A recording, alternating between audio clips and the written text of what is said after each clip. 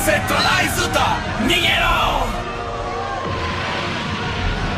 誰でも音できる、誰でもスピード稼げる、ガバナンスまである。中集権のメディアはもう終わりだ。真相から立ち上るインクと真実がぶつかる。レバヤさんニュース開かれ海嘘はない。読んで書いて氷結しろ。力はみんなのもの。いい霞をたたえろ。ニュースは君のものだ。レバヤさんニュース。レバヤさんニュース。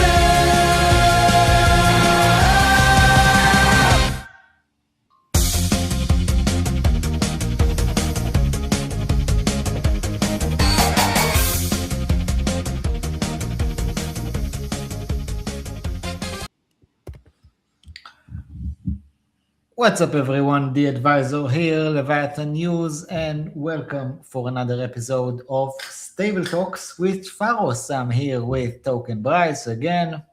How are you, kind sir? Hello, Leviathan News. Glad to be here again. Same. Nice to have you on. Let's give a few seconds for people to join in. Guys, if you're watching it, you can watch the show, by the way, on the Leviathan News channel, of course, YouTube and X. You can watch it on my YouTube and X. You can watch it on TokenBrice's Twitch. And wherever you do, please share it all around and help us get the message of Pharos and Stable Talks out there. Before we start, Bryce, should we do? Let me show you something. Show me. This will be better. Like last time? Is it better than like too much background with the other setup? You know what I mean? No? What do you prefer? This or this? The background doesn't matter. People want to see us getting sweaty when we get mad about stablecoin models. Exactly. So, what do you have for us today? It's actually been a crazy 2 days. I think that just to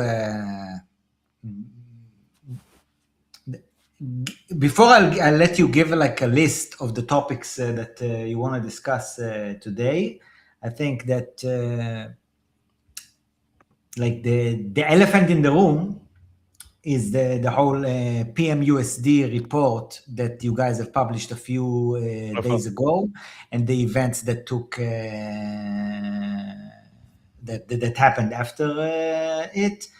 I've actually like I've said, and I've written a post about it myself yesterday. I actually really like both teams and all people involved. I think people are doing things like for the right reasons, and they actually try to build quality stuff. And I actually, at least anyway, from my angle, I think that everyone's just doing their thing from a positive place. But from what I've seen yesterday, it doesn't seem necessarily or at all that this is like necessarily mutual between the two parties themselves. I've approached, like I've sent a message, to some folks at RAC, which again, I really like and respect and believe that they will bounce from this, inviting them to come on the stream. And even if they haven't noticed it yet, or like don't want to come on this one, open invite to do another like live stream with me and talk about it yourselves, give your own angle. Or even with me, if they want to address Pharos coverage of it, I'm happy to make myself available. Thank you for that. And I just did it because I think it's like the right and ethical thing to do. But again, I think that the whole point of doing, I'm definitely not a journalist or whatever, but I think that like the minimum that I can do is at least try to bring like all the sides of a specific stories to the best of my ability. And again, just hope for the best for everyone and everyone out there from the RAC community, if you're watching it, and everyone from the RAC team, if you want to join this stream, send me a message on Telegram or write a comment over here on the stream, and you can definitely join it if you want. So, of course, I want us to talk about this, Bryce, the whole PMUSD depeg and report and that kind of stuff. But before we dive into it, what else do you have for us for today? I know you have a full list of topics that Yes, I have a lot. So we have a few chatter about the cypherpunk vision of stablecoins, PMUSD that you mentioned, a massive coverage expansion on Pharos with about 50 stablecoins added since our last show 2 weeks ago. So we went from 200 something. Yes. Even below 200, I think. And now we are exactly, I just pushed, at 243 total alive tracked stablecoin, plus 80 dead, plus a few others. We have, this is going to be, I guess, the fun part of the show. I'm not sure you have seen it yet, by the way. We have Pharosville. Have you seen Pharosville?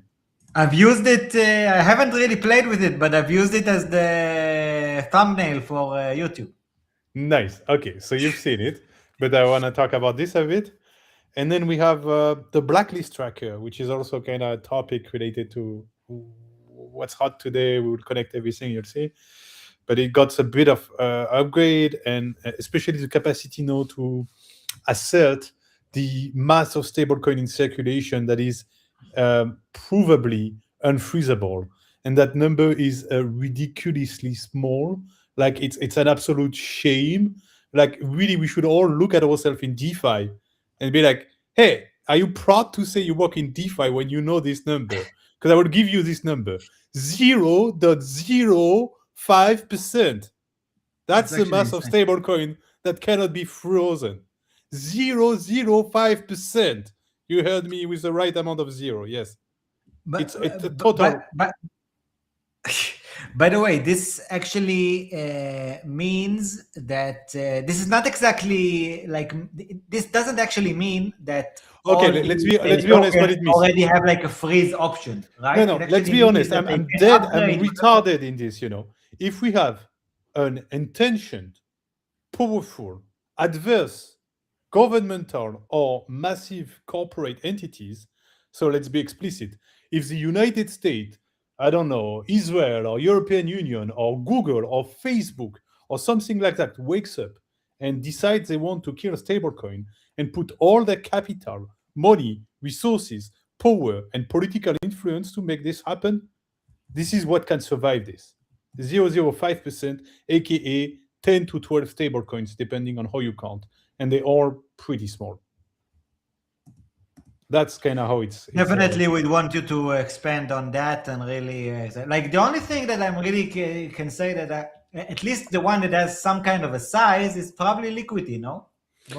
Yeah, there are a few others. It's not just liquidity. There is. But do they have any size? The other ones? No. I mean, even liquidity, you know, if we're honest, doesn't have much size compared to the task at hand. You know, like what is $30 million against 300 billion of freezable stable coins, right?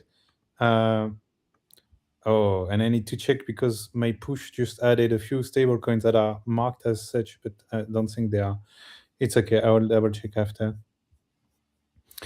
But yeah, it's things like yeah, definitely things like Bond, LUSD, HiYUSD.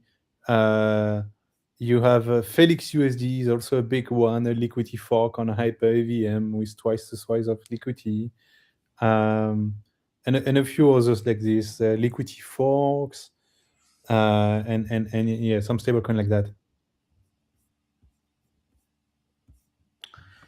Gonna be interesting for sure. And I definitely want us to elaborate on how exactly you define what's freezable and what's not, because I know that there are like different tiers of whether a token is a stablecoin is freezable. Like it can have a freeze option at the moment, but it can also have like an ability to upgrade and then add it and all kinds of stuff like that. So I want you to explain and touch on that. And actually, it's a good opportunity to give a big shout out to the Trustless Force, led by Michael Svoboda from liquidity. I remember talks with him. I also had an interview with him on Frankencoin. It's over there on the channel if you want to see it, from Stable Retreat in Chile, which was great. Shout out Frankencoin. And Neo Holdings for hosting. Was a collaboration with Stable Summit as well. And to be honest, a very blessed initiative that I think he's doing, trying to grow the size and relative market share of decentralized stablecoin. And I've actually sent him our first episode together, Bryce, nice. to Michael.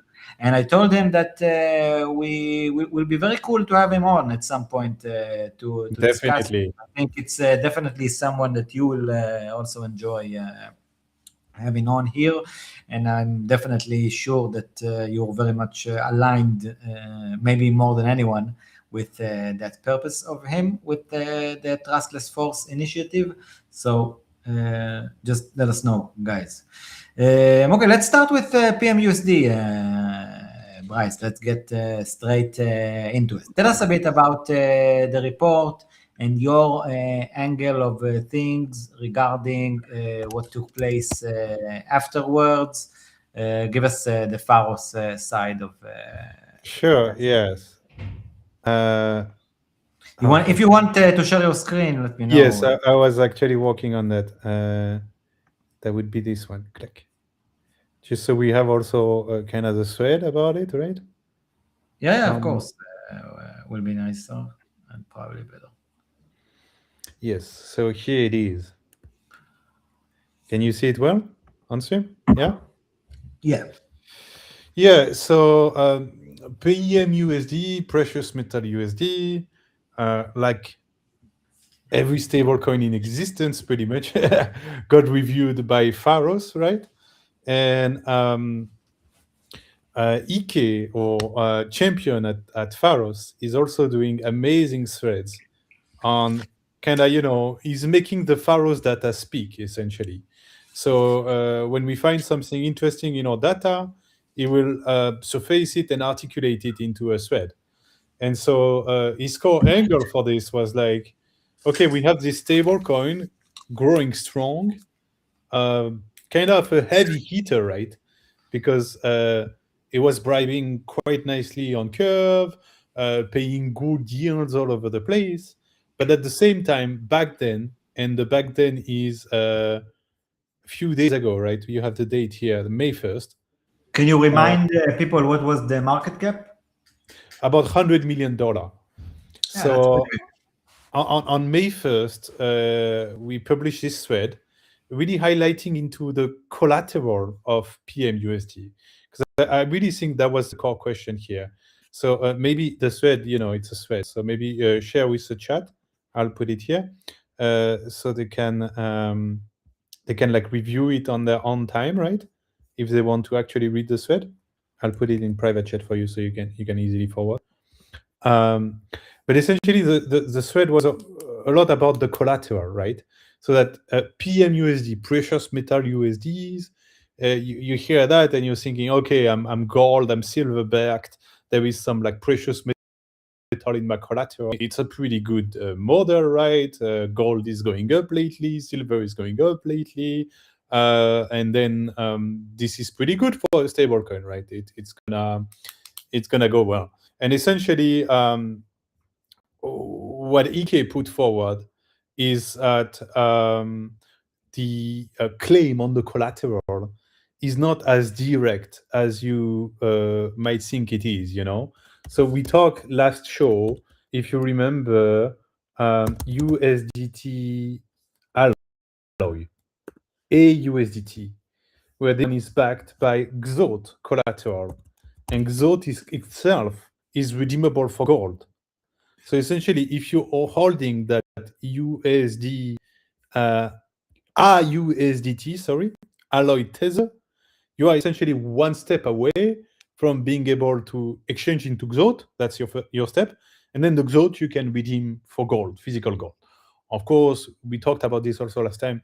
There are conditions. You need 100 XOT, which is like what, $4.5 million to order a physical redemption from Tether. So it's not like up and you redeem for physical gold.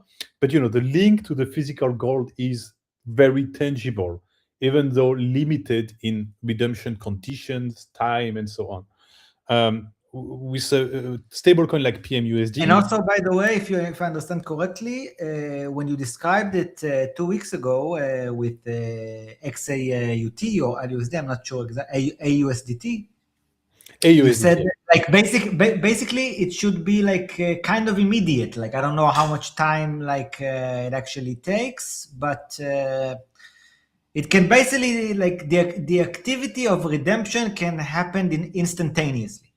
Atomic, as they call it, because essentially, redeeming to XOT will be easy. They can deliver the XOT to you like, virtually instantly. But then the settlement of XOT back to the gold bar, as you can see on the Pharos redemption module, take 1 to 7 days. And because, of course, that's nothing shady here. You need to understand that we're talking about physical delivery of gold bar to a specific address in the real world. You don't make that happen just, snapping fingers. It's not like signing a transaction. You need to organize logistics for that, have storage, and so on. So, long story short, but there are delays, there are conditions. Oh, and actually, I'm wrong on my number. It's 430 XOT, so like $20 million. It's not 100. I think 100 is Pax Gold. I might have mixed up.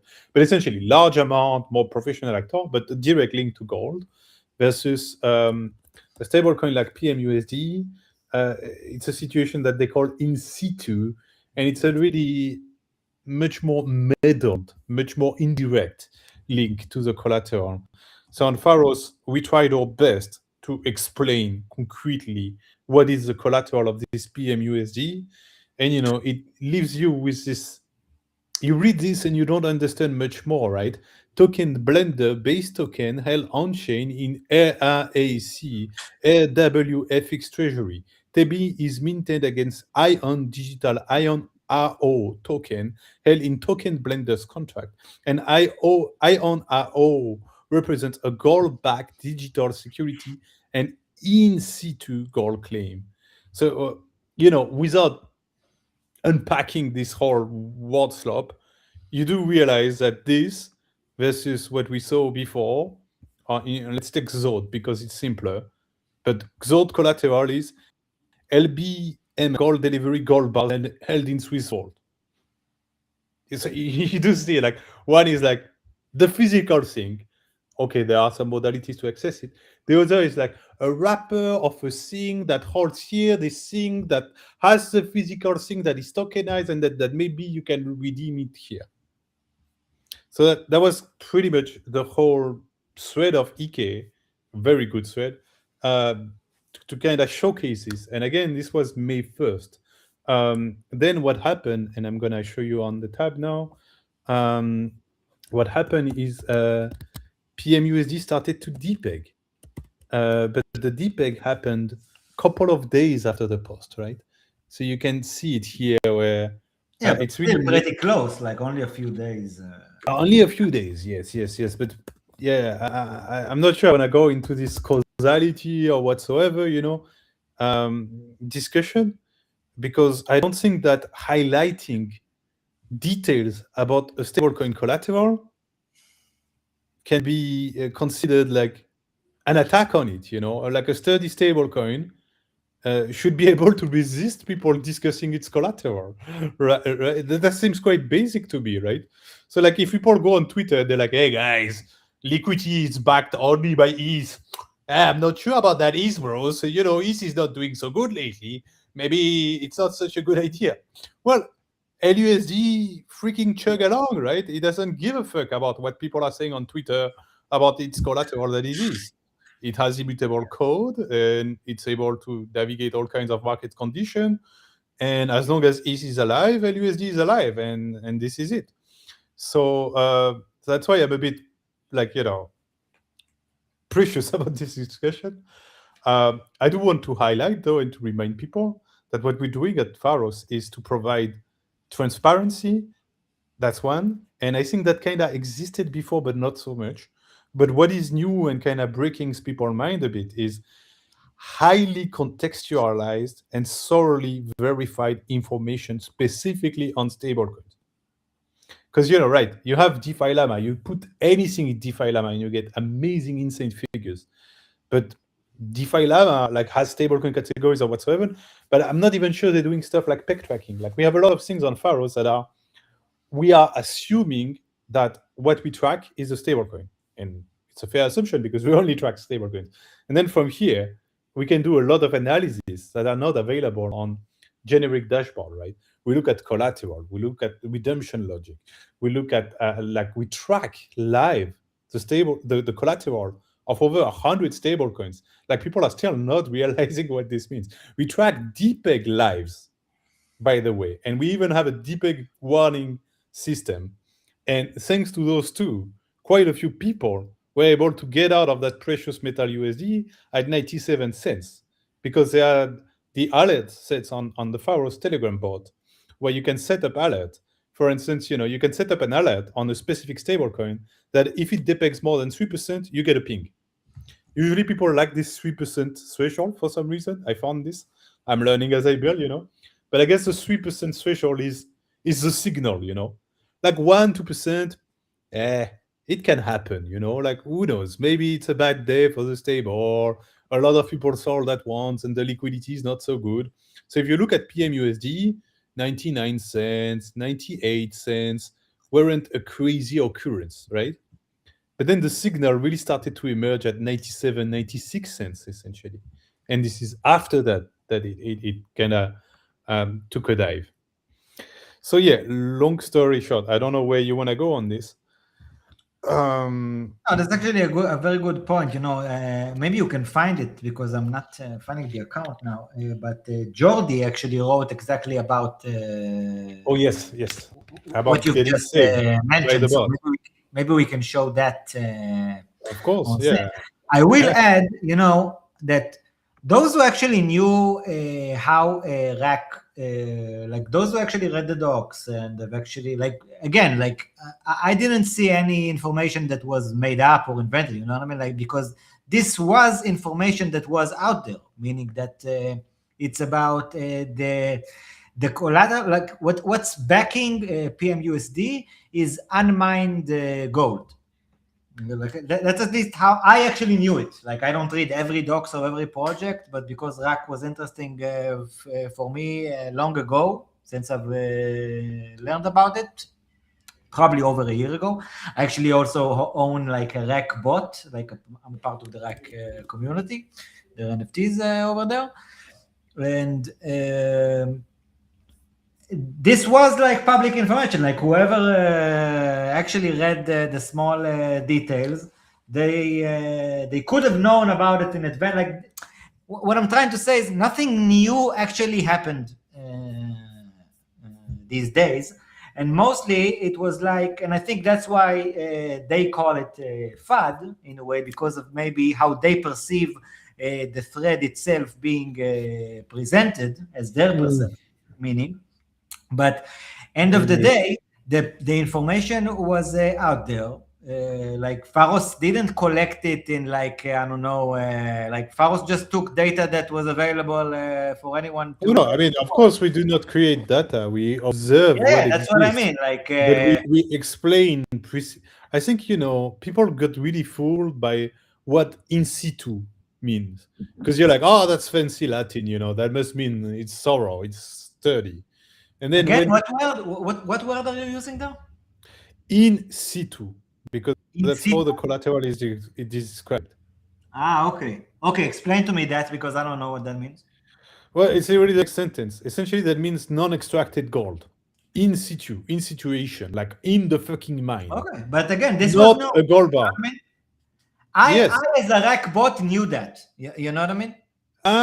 Yeah. I mean, go whichever side you want. I'm happy with it. Either this was known, then Pharos reports caused nothing. This thing depegged because it was supposed to depeg, and we're not responsible, and we are not. Or it wasn't known, and the fact that Pharos highlighted it caused market panic. But I'm also doubting this scenario, because if you look at what actually happened on chain, why does a stablecoin depeg? Because a lot of people are selling. As simple as Yes. that. And the redemption capacity was not up too much. So there's been another guy, if I can find him, I think I gave him a retweet or a like, so it shouldn't be too hard. But he was yesterday. And also, like, I think at the end of the day, it's about liquidity. Like, if you don't have deep enough liquidity on chain and many people are selling, then because the peg, it's not that the undermined gold is not there. Like, I'm not saying, or I don't think anyone is saying that the unmined gold is not there or not in existence, or they don't have like, the actual rights for it. But it's another SVB scenario, right? It's a question of liveliness of your collateral. So, like, the depth of liquidity, No, it's time. It's time, the main ingredient here. It's literally like SVB, right?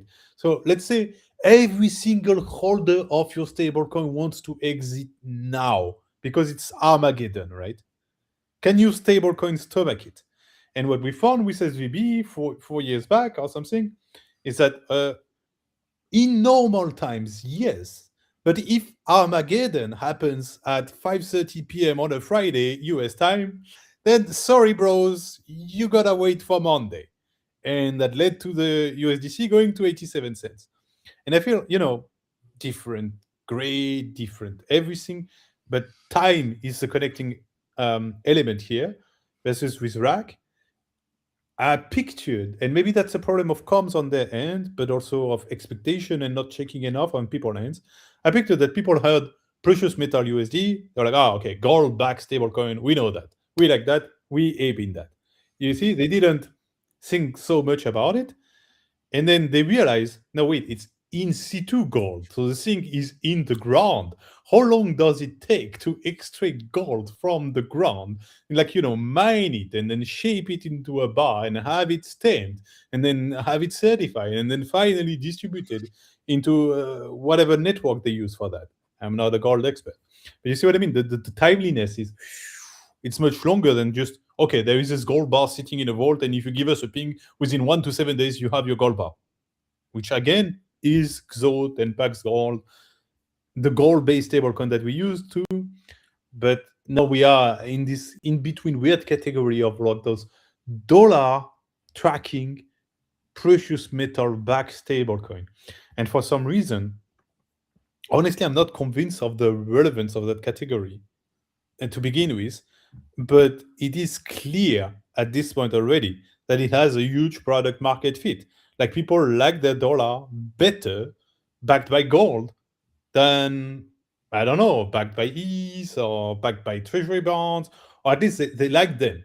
Maybe not better, but they like them because, of course, the treasury bill dollar stablecoin is still like the king of the hill, right? But those guys are growing fast. The PMUSD, the AUSDT, and so on. Yeah, I think that the niche of gold-backed stable coins and dollars, I only know of dollar ones so far, actually, is a very big niche. I think RWA in general, I think that maybe one of the things that you and I don't necessarily see eye to eye is that I think the only way that let's call it on-chain finance, because DeFi is not the right word to call it if we actually think about what DeFi is, okay? But the only way on-chain finance actually replaces traditional finance is through RWAs, in my opinion. It's not gonna, I hope that the pure style and really decentralized alternatives will be available, especially for extreme scenarios like you described there. And I'm sure that a specific amount of builders like yourself and Liquidity and others are trying to do to be 100% pure and decentralized, like the purest mindset.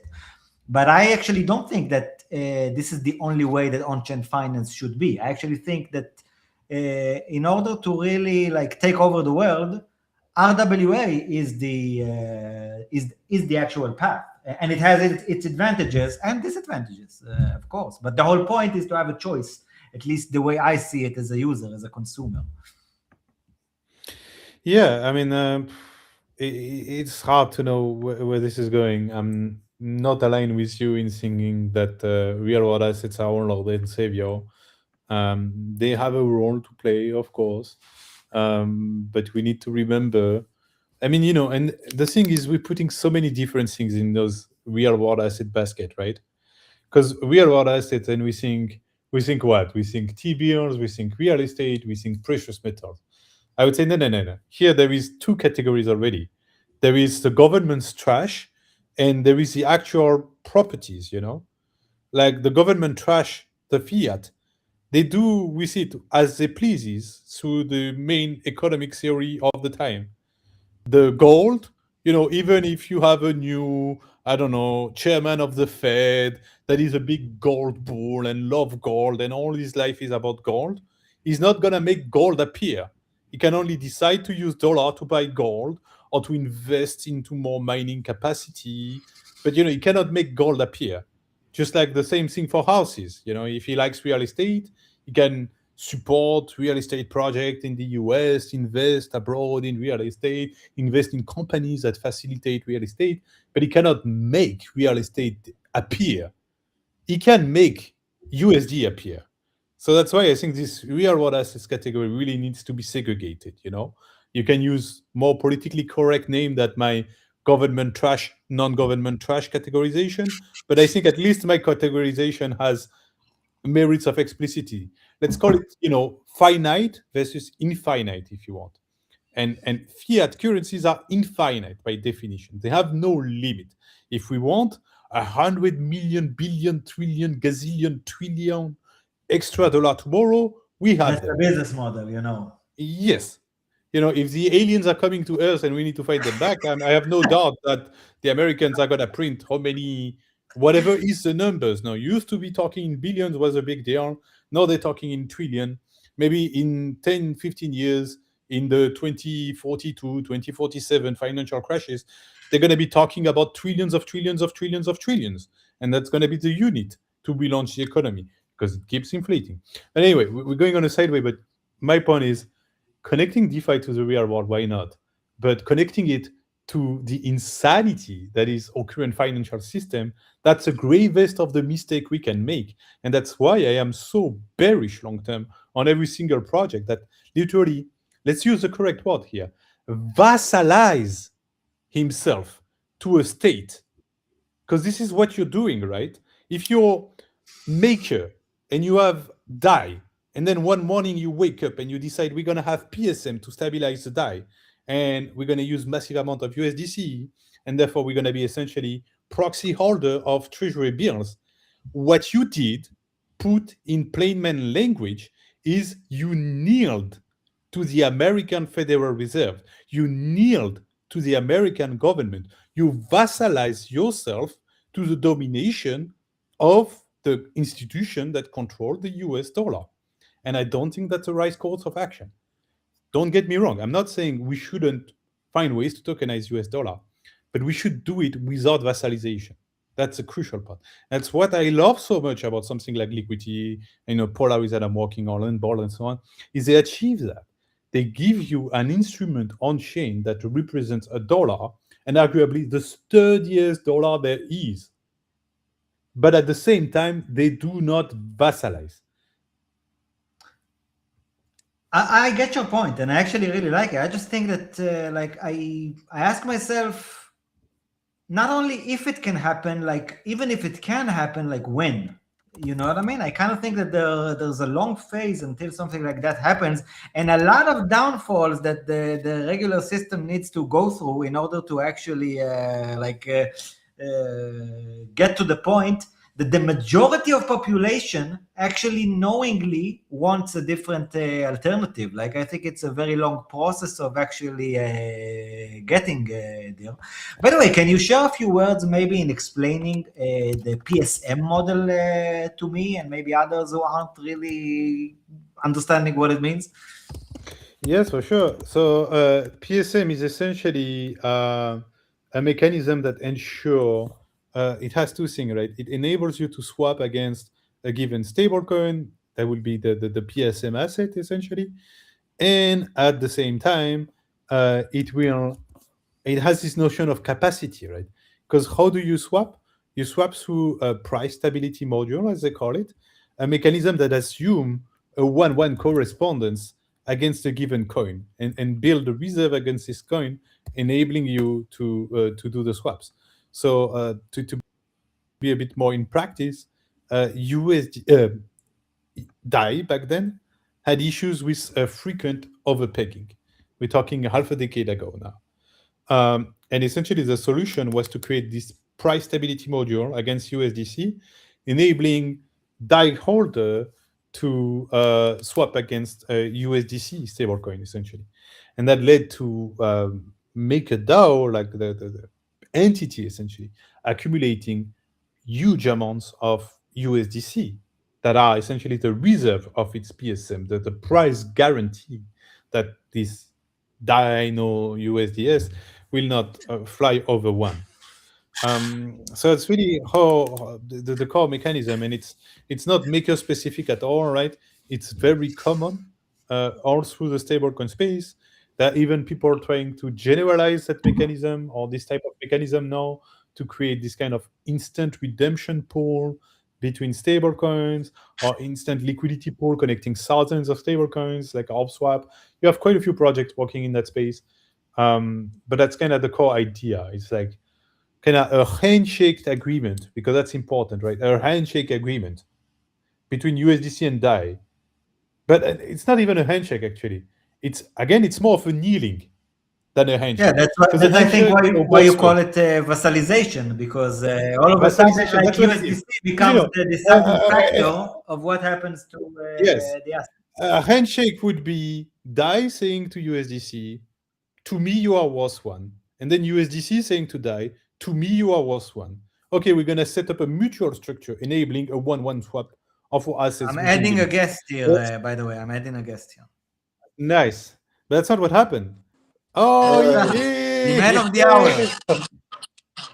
Nice to meet you, Ike. On here, man. Ike, you know, the first discussion that we should raise, actually, is whether you're called Ike or Ike. I think that's... okay, I think everyone calls me Ike, but it's pretty much Ike. But I am the one who started Ike.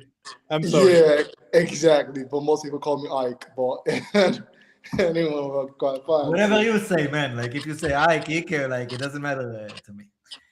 Nice to meet you for the first time. For me, it's the first time. Yeah, it's the first time for you. We talked once a bit on voice, but only very briefly. But most of it was text. Like I've told you two on the group, and like I've told Bryce. By the way, can you mute us on the over there? I can hear it on repeat. Maybe it's from your computer, right? That's a bit strange.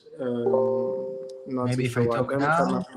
For Yeah, I can hear like now. Maybe you have like another device over there that it's talking, or from the headphone. I have no idea. Anyway, I was just saying that basically I think it's a brilliant move by Bryce to pick you to do the growth and the comms and the research at Pharos. I must say I'm very impressed by the work you do. I think you're extremely diligent. You have amazing output, interesting threads all around, and just really enjoying and appreciate and learning from your work. So respect and congratulations for what you do. Give us some of your own thoughts about what we were talking. I don't know if you've listened to the episode up so far, but so far we've only just discussed the PMUSD. Without me, that's not fair. Yeah, exactly. So give us some of your perspective on it.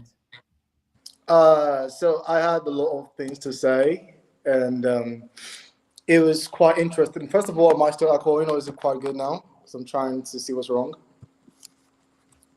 Right now it's okay. Right now, maybe you just when the others talk, just mute it, and it will be easiest. Okay, I see. So I had a lot of questions with the infrastructure of PMUSD, and interestingly, it was not like I planned to be a whistleblower or just spoil the whole thing. But I was doing my usual research, and then I figured out that something just didn't make a lot of sense to me. And then I thought I'd dig in deeper and ask some questions, like I usually do with my research, ask a lot of questions. What made you, Ike? What made you first of all even notice it and decide to explore it? I understand that there was some kind of a small depeg that made you look, and then you started. No, seeing stuff, or it what? wasn't a depeg. It wasn't a depeg. So Bryce couldn't testify that many times a coin is a bit too harsh. So it was just my usual scanning the platform and checking some of our decrypted coins to see if anyone there was a bit too harsh. And then I saw PMUSD with the depeg. I'm like, why is this with a depeg? You know, because we had to talk about them before, me and Bryce with the team. That was about 2 weeks ago. And so I wanted to check more if what was said was being implemented already. Then I figured that it wasn't at all. And so I wanted to make a case for them, apparently, to say, oh, Brian, this is a bit too harsh on them. But then I'm seeing that it's actually too lenient on them, you know. And interestingly, the part of it that made me more shocking for me was the report that they gave back. So I read their report, the reply yesterday, and it was. Let me just try to pull it up on screen because I was wanting to share this anyway. Let me know if this is what you mean. I can do it. I have it saved in a tab. Yeah. And so because there essentially, what they were doing in that report was basically confirming everything that I said, or we said in the report, and then they were trying to pacify the community to say, "Oh, hey, it's okay, it's all right." But we're saying that this is a fundamental problem here that needs to be paid attention to. And they're saying, oh, it's black. Well, yeah, it's fine black. You know, and that for me was a big problem. For example, if you look at the report, they said it's a perfected title. This is it, Bryce, right? That's clearly. Yes. Let's go. Let's go over it then and give us your thoughts on it. Because can you scroll back to the beginning of it, Bryce? So this is an article that actually Rak posts after the Interstand addressing the recent PMUSD FUD. You can find it on their X account. By the way, there was also an announcement issued by Ion Digital Corp about an hour or two. And it made no sense. I have it for after both of them. Yeah. And, okay, let's go ahead and address some of these kinds just like you were doing. I just want to give some context to the $100 million market cap and you have no redemption plans. And then you tell me that the redemption plan is in the roadmap. That is for a coin that is about 100K market cap or a million market cap. There is no roadmap for redemption currently standing. It's perfectly arguable. And the fact that people tried to defend PMUSD yesterday shows the fact that people do not understand what the standard should be anymore. The lines have been blurred, and it made my work more interesting for me because it's like, this is clear. It's clearly written there. It's clearly written there. You know, the gold is in situ. It is not practical vault gold. And whether or not they've said it before, it does not determine or it does not undermine the fact that it is still a big red flag. So if you try to get your tokens back, you're getting VNFTs. It's a Yukon claim mining claim. And what I said there in my report on Pharos, they did not dispute one thing I said there. They only tried to explain why it was that way. That doesn't make any sense. It makes no sense. The biggest red flag of everything they wrote there was redemption is on the roadmap. How the fuck, sorry, language. How do you have a coin or a stable coin at $100 million market cap and you have no redemption already in place? It's absolute bullshit. Absolute bullshit. And it's very questionable. And I don't want to say a bit more things because I did a lot more digging into this. I think I sent Bryce in DMs one of the reports someone sent to me as well too. But I don't want to go into that on this call. But it was glaring there. And they had no way to prove that the report that we made was wrong. They admitted to it indirectly and were trying to pacify or explain why that was done. And for me, that's more red flags. More red flags for me. Yeah, it's a good summary. So I showed you in a bit the two message, both from Rack and then from Ion. I find Ion even more worrisome than Rack. Ike, don't forget to mute yourself, please, when you're not speaking. You have sick echo. Um, and Ion is like literally explicitly Ion is moving forward with the development of a structured redemption framework. So you are the best guess to tell me when exactly that means I can redeem. But what I can tell you is not soon. Moving forward, the development of a redemption framework doesn't sound like, okay, redemptions are open in that contract. Redeem now, kind of vibe. So again, it's a matter of time.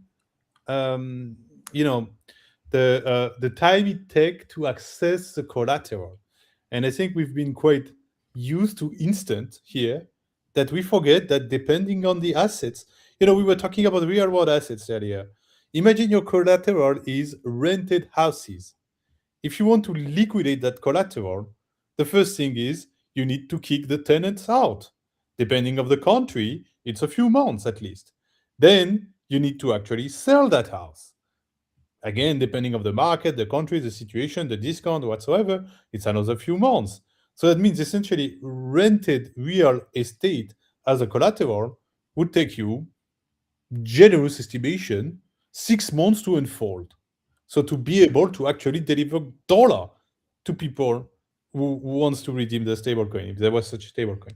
It's similar situations here, and it's something we love to forget about it in DeFi. We're so used to instantaneity and full transparency and so on that I think is like, again, what I was telling to you earlier, DAdvisoor, I think what happened here is like people heard precious metal, gold backed stablecoin, and kind of defaulted to assuming gold bar in a vault instantly redeemable.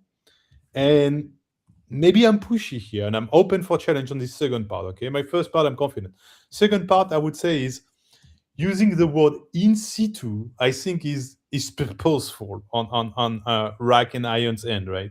Because they know that most people don't speak Latin. They didn't tell you, oh, this stablecoin is backed by gold in the ground that is yet to be mined, which is the same thing, but surprisingly much more people understand what I'm saying when I'm saying gold still in the ground yet to be mined versus in situ gold. So I think there was a bit of obfuscation here, but we're jumping into intents, and so I'm just like throwing it out there. But essentially, communications could have been clearer.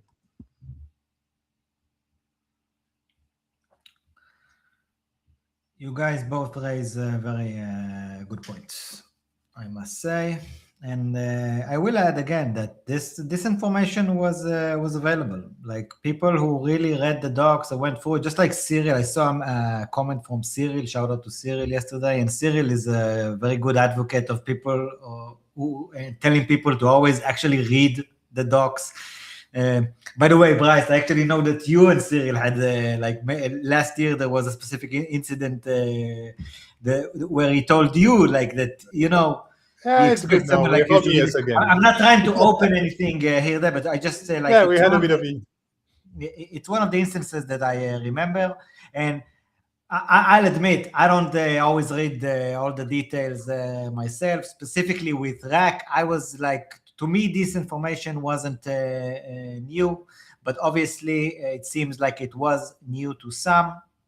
And either way, I think that Ike just did great research and published it. That's what I've seen, actually. Like, he definitely has already proven that he knows how to do and really to dig into a project and dissect the different angles and find all the available information. And again, I can just commend you for it, Ike. And like I said earlier, these are the responses that were so far published from the Rack and Ion side. What we've showed on screen, you can find it on the relevant X accounts of both Ion Digital Corp and of RackFi. And open invite to the RAC team to come and share their own side of the story and their angle, and to try and correct everything that they feel is misrepresented here or in the report or wherever. Definitely on my show, I will be available. I will make myself available for this whenever you guys will want to. And really appreciate you guys and hope for the best. And I'm pretty sure that just like Bryce said earlier, he will make himself available for something like this if you would want him on it as well. Yes. And I can imagine that Ike will agree as well, but I'm not speaking in Ike's name.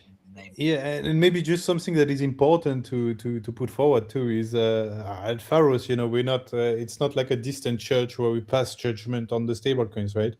Our goal is to get the most accurate information possible. So I'm trying my best with my armies of clothes and with Ike on the ground to be here to tell me, hey, Bryce, like this rating is weird. Like let's investigate. But also, there has been dozens of situations already where simply the stablecoins teams or founders themselves, they reach out to us or we reach out to them before a spotlight, and they help us refine the information we have on the stablecoin. So I don't know, like on the top of my head, for instance, CRV USD was such a case. They help us understand better the redemption model and the classification. Another huge one, this one is a bit, it's part of Pharos history in a way. It's EUSD, Infinity 5, because the founder was just very reactive in DM. He first saw his rating, he didn't understand, he reached out, we discussed, and he led to insane features of Pharos, like the redemption module evaluation and things like that, where he essentially just made fair points that his stablecoin was, back then, about a month ago, being judged too harsh by Pharos. And we looked into it, and we learned from it, and eventually we implemented deeper coverage that led to IUSD, but not only, a lot of other centralized stablecoins, essentially mostly, or in between, but that were relying on the redemption routes more than the DEX routes to get a large bump in the score. So long story short, to tell you that correct us, challenge us, come to us anytime. There is a feedback form on the side. On the site, you have the Twitter, you have Ike that is super responsive here. Ike, sorry, I need to get used to it. And yeah, our goal is just to provide the most accurate data possible. Anything you want to add there, Ike?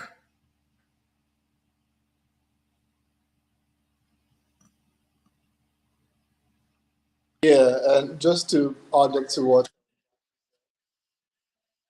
I think I'm a bit logging a bit. My login. Can you hear me? It's okay. We hear you. Okay.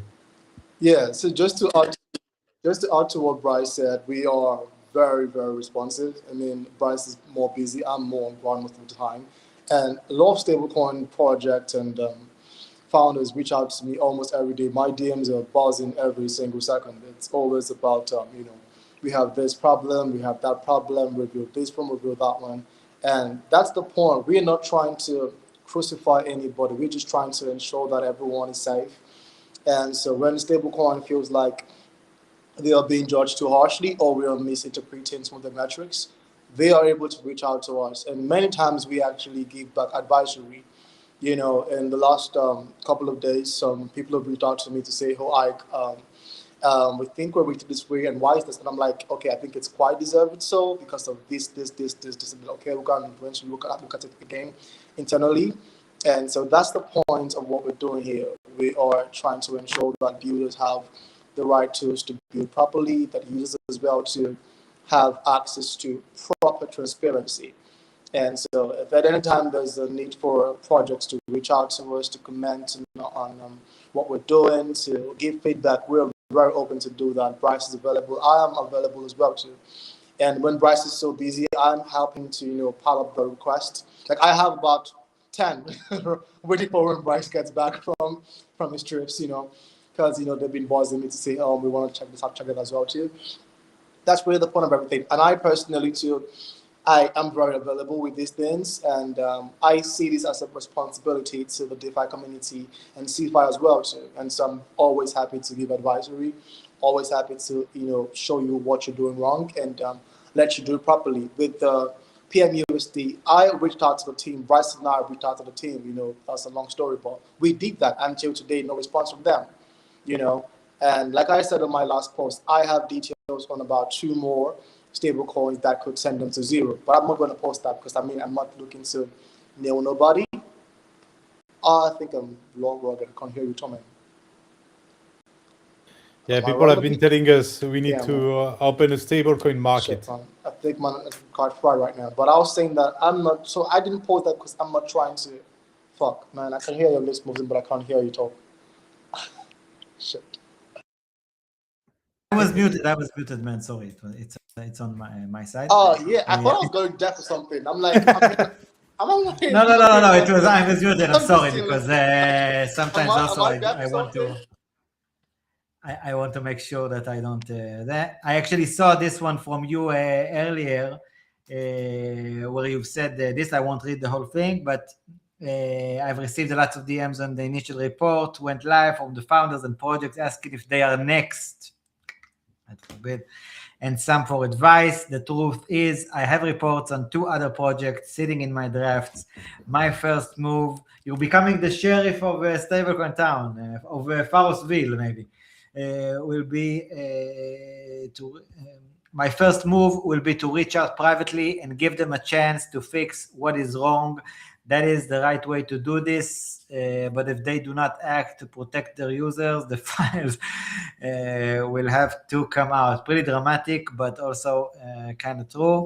And I actually think that this is a very good point that you're touching on there, Ike. I know that often this is the case in like more traditional sides of media, because Pharos, in a way, it's a kind of media, like it's stats and data, but also like today the boundary between data and media is kind of blurring with the way internet works. So I do think that you've touched on a very good point there, and it's the right approach. And I do think that you should make sure to reach out to projects first of all. I think that in general it will serve the purpose of Pharos better, which I think is to protect users. You know what I mean? And again, I must say that the whole thing is, from someone who's just watching it from the outside, on our very tiny sector of the industry, it was all very interesting. It was a very interesting, like 24 or 36 hours to watch the whole thing. Gentlemen, before we move to the next subject, anything you want to add about RAC and PMUSD? Floor is yours. No, I think I pretty much said everything I had to say. So, yeah.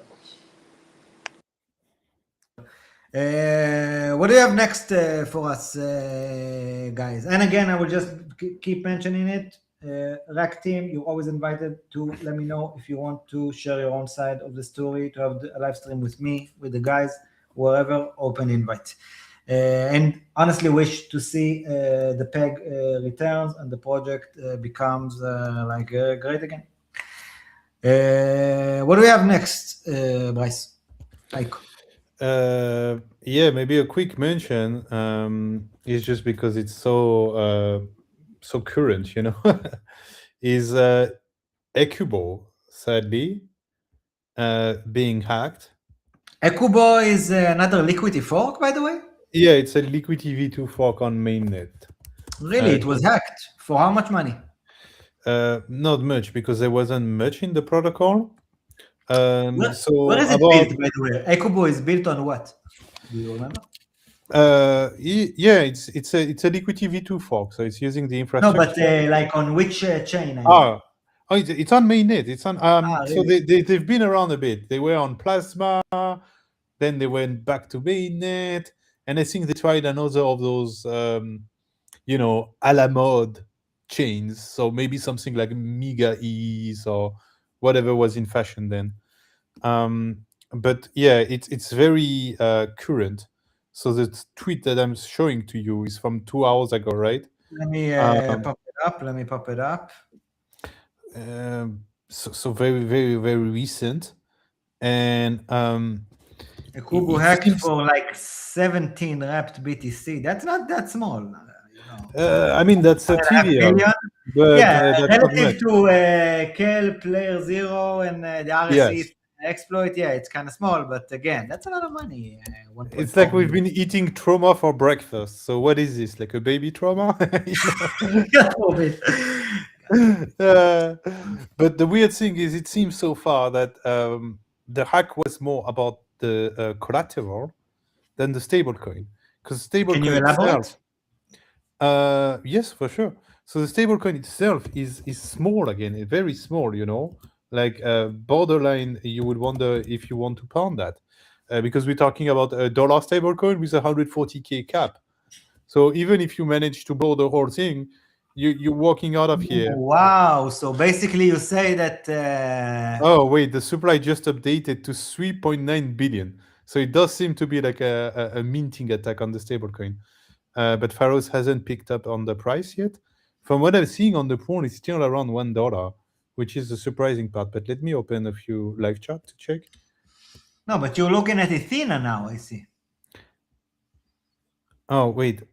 Oh, I mixed up the AE. Yeah, that's more like it. Okay. So yeah, So you know, explain to us how it happens that wait, like the total supply of the specific EBUSD dollar is 142, and it's still pegged, yes. but they were able to take 1.4 million. That actually means they have got the collateral itself. Yeah, they drained the collateral. So I am not you know, I'm not confident in like what happened here because it's so fresh. All I can tell you is that indeed it seems like the stablecoin is Google unaffected. released a report. I'm going to send that to your DMs right now, Bryce.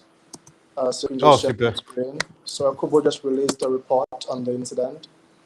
You might Oh, want to check super. that out. Perfect timing. Check your Telegram, Bryce. Ike, a man on the ground, always has the info.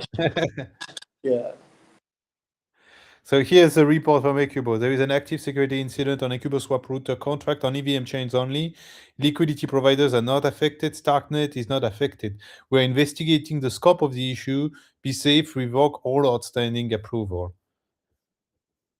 So it seems to be an IkeBillion related issue, which interesting. But again, it's just way too soon, the advisor, to give you like, oh, this is the issue. Here's what we learned from that. Yeah, not able to do a live post-mortem of what's going on. But anyway, I understand that this message says that for anyone who has interacted with IkeBillion, they should revoke. Yes, I will put it in the chat too. Can I? You can automatically put it in the comments, I think. No, you can't on your side? No, I can Send see it to the me, chat. and I I'll will send it to you. do it. Yeah. So like what is clear so far is as far as we know of, and you know, this is not far because it's fresh. The stablecoin itself, from what I'm seeing on the charts and so on, it still seems to be trading around $1 in several pools with a bit of liquidity. It's But if you go to the to where it's being traded, you also see that's what I'm doing on Curve and so on, the Curve pool. We can check quickly if you want. So it seems to be trading at $1. It seems that what has been affected is the wrap Bitcoin collateral, and I've been able to confirm that looking at the balances. A decent amount of Bitcoin are gone.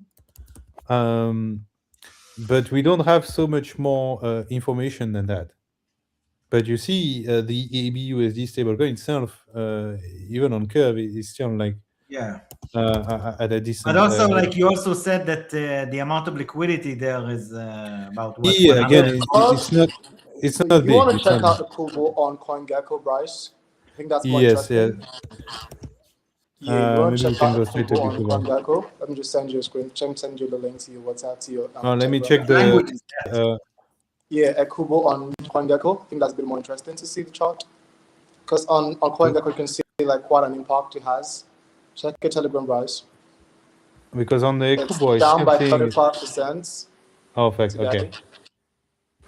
Ah, the Ecubo coin itself. In reaction of the hack. Yeah. Okay. Makes Okay. Coming. Just a second. Sorry. makes sense. Yeah, and all those dive.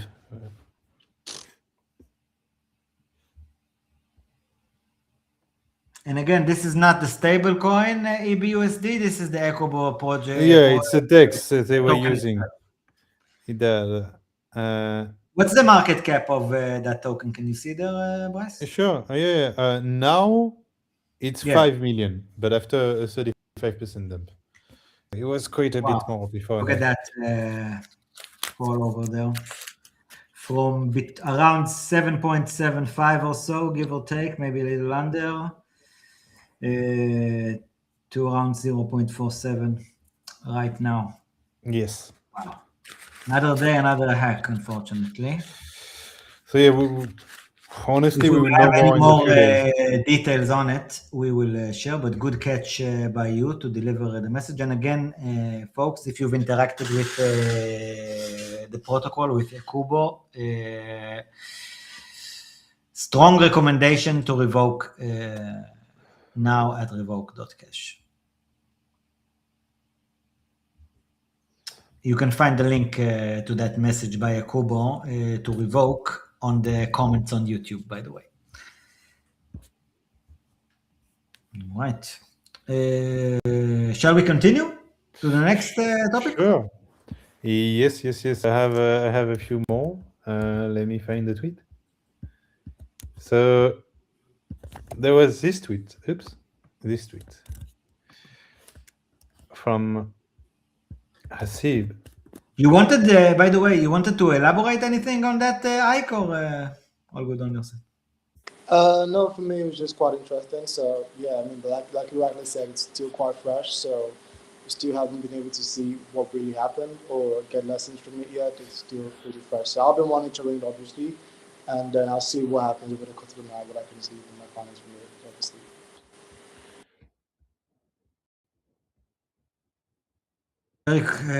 Thank you. Hasib, go ahead, Bryce. What do you have for us here? Maybe we read it first, just a second. Yes, sure. By Hasib. So for those, I'm pretty sure that most of you know Hasib from Unchained and Dragonfly. Stablecoins are actually super cypherpunk. CT has broken your brain on this. The idea that anyone at any time with just a mobile phone can hold and send dollars instantaneously to anyone in the world, no KYC, no nothing. That was literally the cypherpunk dream. You know, in some aspect I can relate, but I saw that you have some thoughts on that, Bryce, which I actually kind of resonate with, especially if, like, can you really send your stablecoin, whatever you want? So, you know, that's this kind of tweets, they spread because usually they are like, they hold a kernel of truth, right? But they then also so glaringly miss the bigger picture that they form like this perfect mix of, you know, like truth and mistake at the same time. So essentially, at face value, everything he's saying in that tweet is factual. You know, indeed there was, you know, like the Bitcoin white paper, peer-to-peer, electronic cash, and so on. So they weren't so much thinking in terms of stablecoin back then, but they were thinking in terms of capacity to transact between two peers from potentially anywhere in the world that don't know each other, that don't have a shared institution they can trust to make the transaction, like a bank or an intermediary or whatsoever. So that was definitely part of the original Bitcoin ethos. That is for sure. So already more than 15 years ago. That's the first thing. Then, you know, the stablecoin layers add to it because, of course, like we don't need to redo the whole spiel, but transacting Bitcoin or Ethereum or whatever is not the most convenient. Like businesses and people who get a salary and things like that, They want to have predictability because they're paying rent, they're paying electricity bill, they're paying concrete set numbers every month. So you can't tell them, oh, your salary is, one Bitcoin, and happens what happens if one Bitcoin is 50K or 300K. That's up to you. Usually people, they like a framework that is a bit more stable. Okay, I'm getting 3K of salary a month. I need 2K for my expense. I have 1K left. I pay taxes and I have this much left whatsoever. So stablecoin is definitely part of that vision. But I think what is utterly missing and what made it so such a polemic is a complete blindfold on the fact that yes, there is no KYC on those stablecoin, but there is nothing, as he says in his tweet, and it's not the cypherpunk dream in the current shape, because there is this regulatory machine on top of it.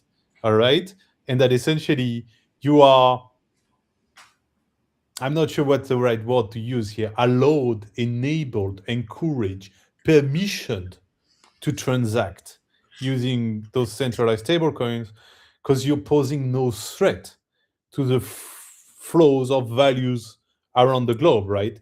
If this flow become a threat, it will be terminated. And we established that in the beginning of the episode, that 99.95% of the stablecoin don't survive the termination. As simple as that. So it's really about, if we want to enable this cypherpunk dream, we need to enable en masse stablecoin at like massive scales, at like hundreds of billions of dollars scale, like current stablecoin, but even much bigger. Also unfreezable, uncensorable, and so not relying on TBs, on real world assets, on centralized insurers with blacklist and so on.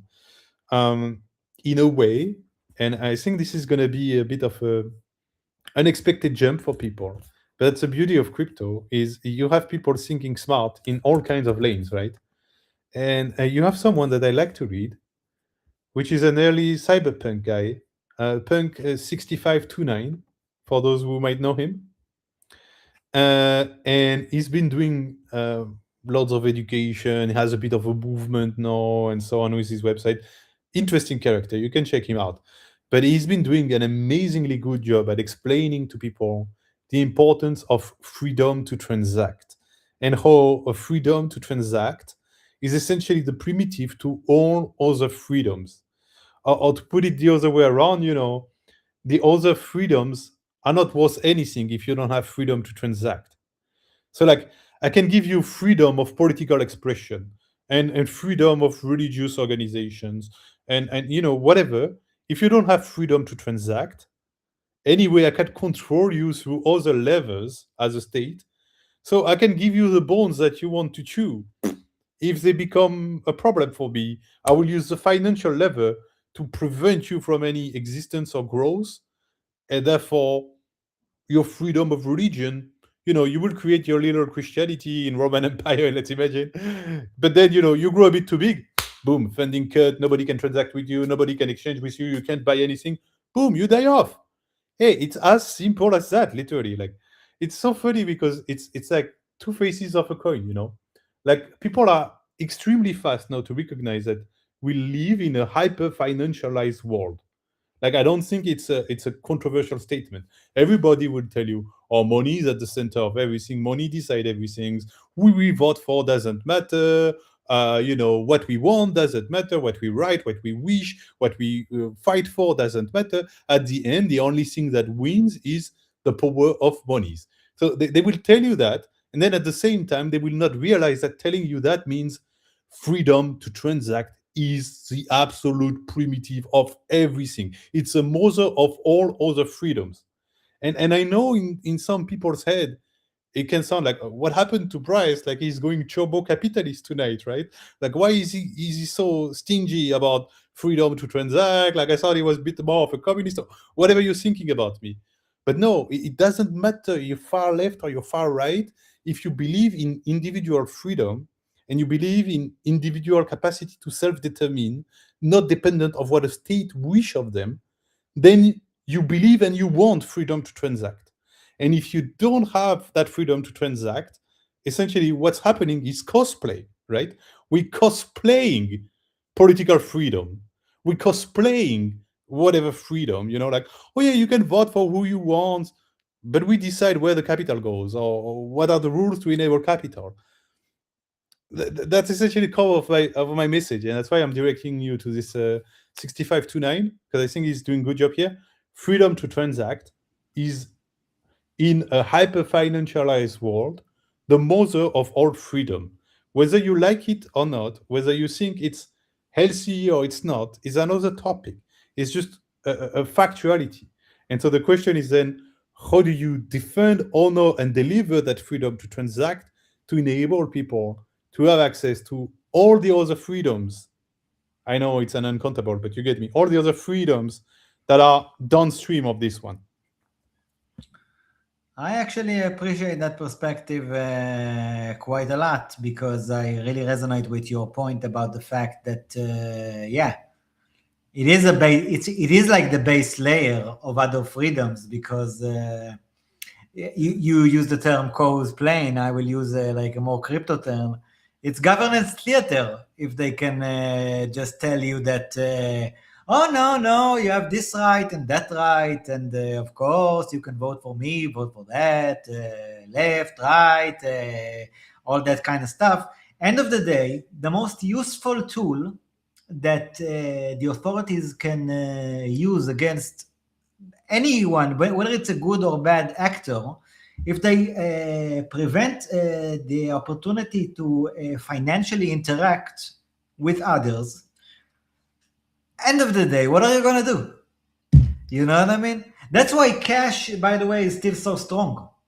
Because cash is still, even though it's issued by the government.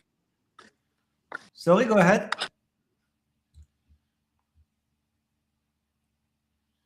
Speaking about freedom to transact, I just found something that should be probably put up there. I'm sending it to Bryce right now. It's a conversation that Satoshi had in 2010 by Satoshi, and it's the old Bitcoin talk. You can see it in your DMs, Bryce. I'm going to put it on as well, which is fine. So you can see him talking about BDNS being used for separate network and separate blockchain. And so it showed that even Satoshi himself was quite in support of freedom with the blockchain and different possibilities as well. And this is the founding father of everything that we're doing here. And so I just thought this was quite an interesting read to hear from the horse's mouth himself on what Bryce is talking about, freedom to transact as well too. So yeah. Bryce, can you send me that link so I also of course, that in the comments? Yeah. Amazing one, Ike. Again, oh my god, you're digging the Bitcoin talk archives. But yeah, that is spot on. Amazing indeed. And yeah, like if they listen, it starts with even like the smallest things. Like I'm not sure how you say it in English, but they can foreclose your bank account for stuff like you owe money for a very small amount, even for a parking ticket or like a water bill or stuff like that. And they can seize your assets for something like that.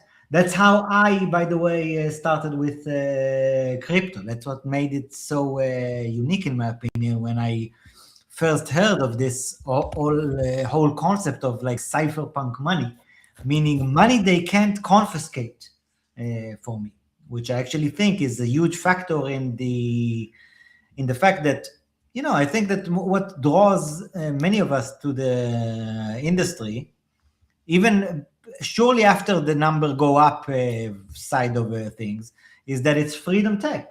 It's kind of like the most ideologically driven industry that I know of, way more than any other, to be honest, because it is an industry that. But I would say it's actually quite the opposite, It's not ideologically driven. Every single other industry is ideologically driven to an extreme extent, an absurd extent. This one is just built, when it's going right, on a principle that the freedom and the sovereignty of the individuals is to be respected. And that's it. There is no ideology in there. That's just that's a that's an interesting point. tendency. That's an You see what I interesting. mean? Yeah. This is, if you think about it, the banking industry is built on the preconception that every single individual needs to receive his salary and perform his payment through a bank account that is facilitated by a service provider, a private entity regulated by the state, and that private entity has essentially, as we've seen, all forms of freedom in deciding how to serve said customer, how well to serve him, whether to serve him or not. So, we love to forget about those topics, but I will give you a nice bite size for your shares, right? The crypto industry needs to be able to serve porn industry.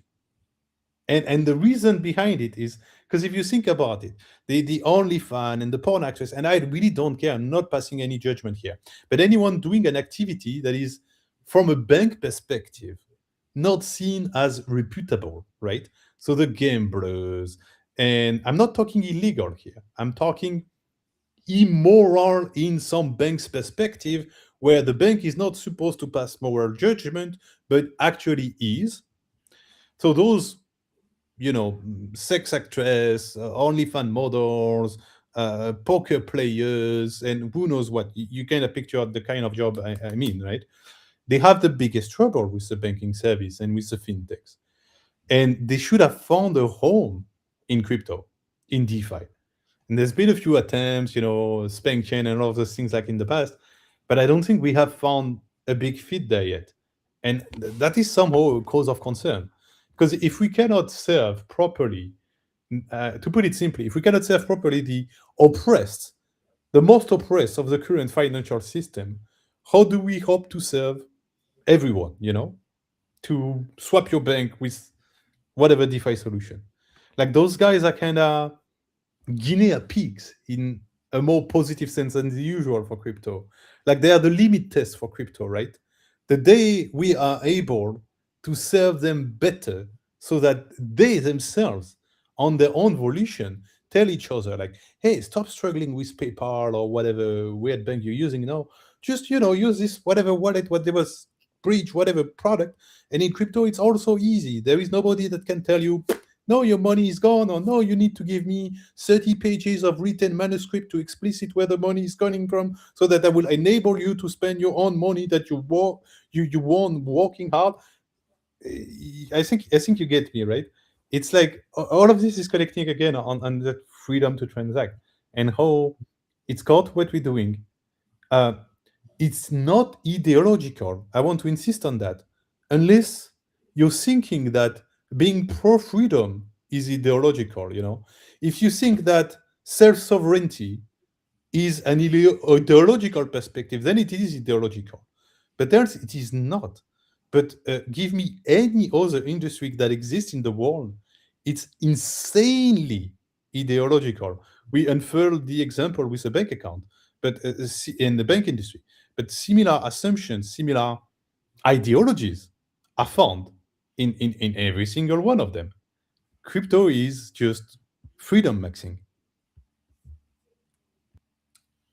I enjoyed that perspective a lot, and I understand where you're coming from. And I think that it's exactly to your point, the fact that it's a matter of how you define ideology. And to be honest, I do define freedom as an ideology, because I don't think that it's a common necessarily, like, I don't think it's so clear to everyone as it maybe is clear to you and I and maybe a lot of others.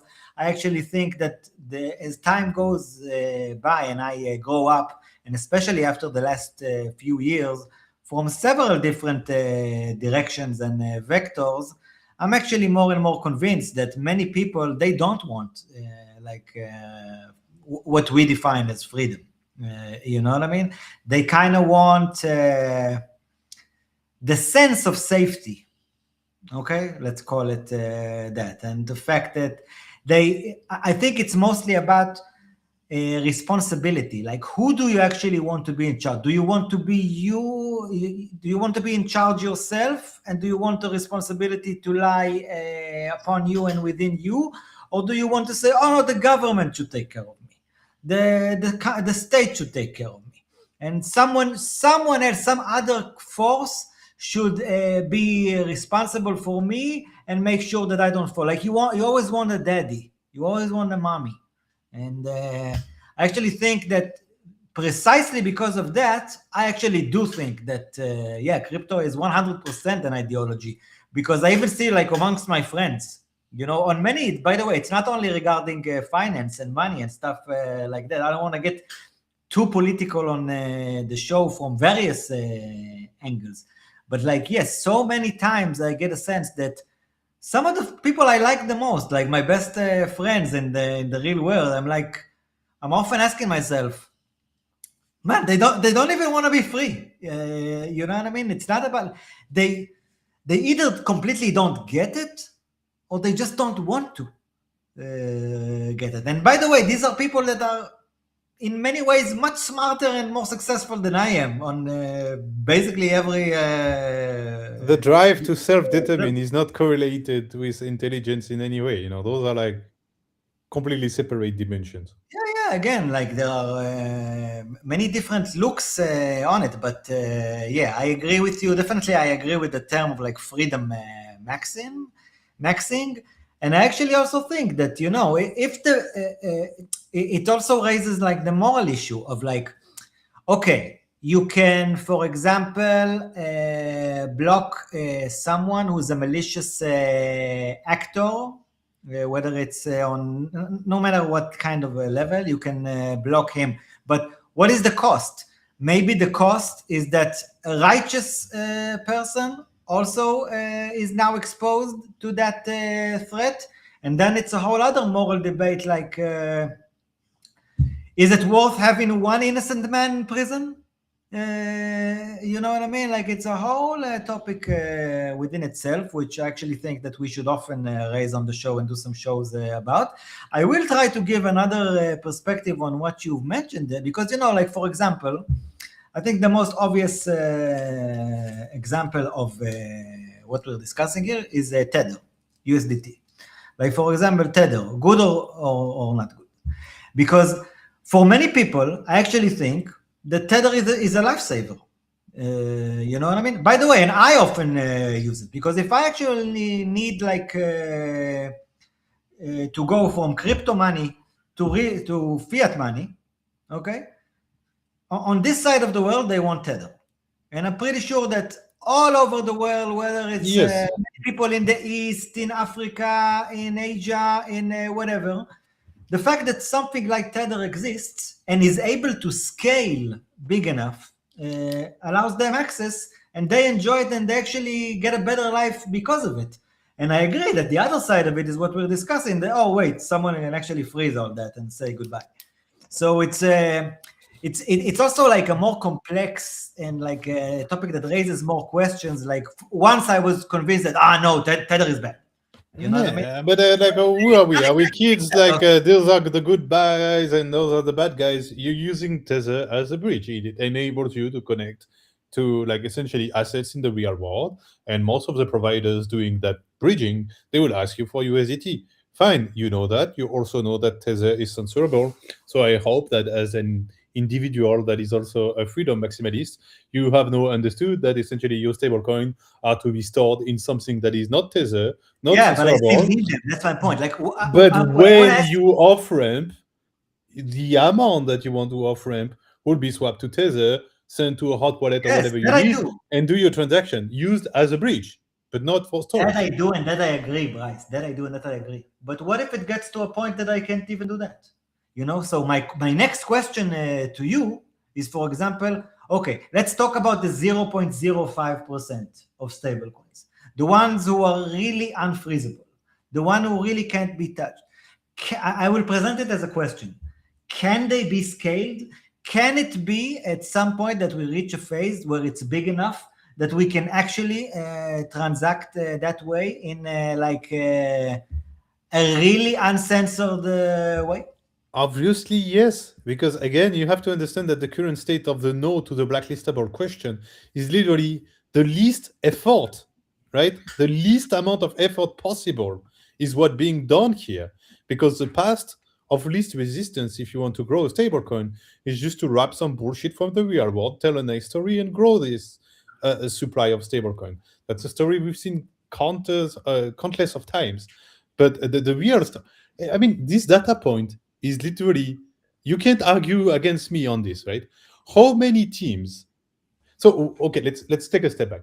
What would make for an immutable, trustless stablecoin? I kind of give it away. So essentially, it needs to be immutable. If you want a trustless stablecoin, it needs to be immutable. There is no other way around. No, let's look at it this way. By the way, this is also true for a protocol, not even just a stablecoin, but you're right. But Let's keep it about stablecoins. You're right. So, no, the other question was, okay, we have been doing DeFi for 8 years. How many teams in the whole 8 years history of DeFi have even tried to ship an immutable stablecoin? And the answer to that is 1. The answer to mutable is about 300,000, or I don't know at this point, a lot of stablecoins were launched. So again, this is the least amount of effort possible, because there is literally only one single team that tried with 2 iterations, LUSD and Bond. There are a few others on the margin. Okay, those are not the 2 only immutable stablecoins. But kind of the one that matters. I actually want to ask you something that you will know better than I. Like, can't someone argue that only liquidity V1 is really immutable? Like, no, it's not a matter of arguing about immutability, because the fact that the code cannot be changed, this is like a fact. You verify it, and either it can be changed with a governance process or whatever process it is to enforce change, or it cannot be changed. So both of the protocols cannot be changed. But I guess where the question comes from is, like, the attack surface is definitely greater on a board, right? Because you have this wrap stake ETH and this rocket ETH as collateral. And so essentially, as an attackant of the protocol, you have more levers to pull. Maybe instead of just trying to attack the logic of the core protocol itself, so liquidity V1 or liquidity V2, you will start to think in terms of, okay, maybe I can find a flow in rocket ETH, for instance. And if I can infinity mint rocket ETH, then I can infinity mint bold. I mean, not exactly infinity, but there is some threshold here. But you get my reasoning. So it's a bit like, this system is super secure, but the humans operating the system are not that smart. Maybe I will attack the humans. It's easier than attacking the system. So in that sense, it increases the surface. And yes, this is what could be said here. But you do realize what I said, right? That means, pawning Lido or pawning rocket ETH. Both of which are much bigger than Bold itself. So you could imagine that if they were to suffer an attack, let's put it like that, the attackers would have bigger targets than Lido and Rocket. Sorry, than Liquidity V2 through Lido and Rocket is. Because together they're like $22 billion, and the Bold supply is like what, 35 million or something. Maybe it was 30. It grew up a bit, so we can check quickly. 35 million about. So you see what I mean. If you pawn Lido and you pawn Rocket ETH or either or, probably most likely what you're gonna do is, put it max collateral on Avi, borrow all the ETH, it rings the bell, right?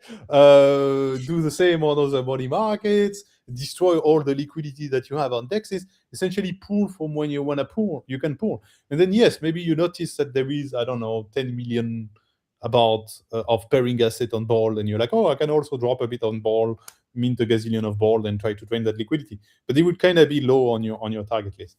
A bit of a sideway, but yeah. I hope that answers it. Ike, you wanted to add something there?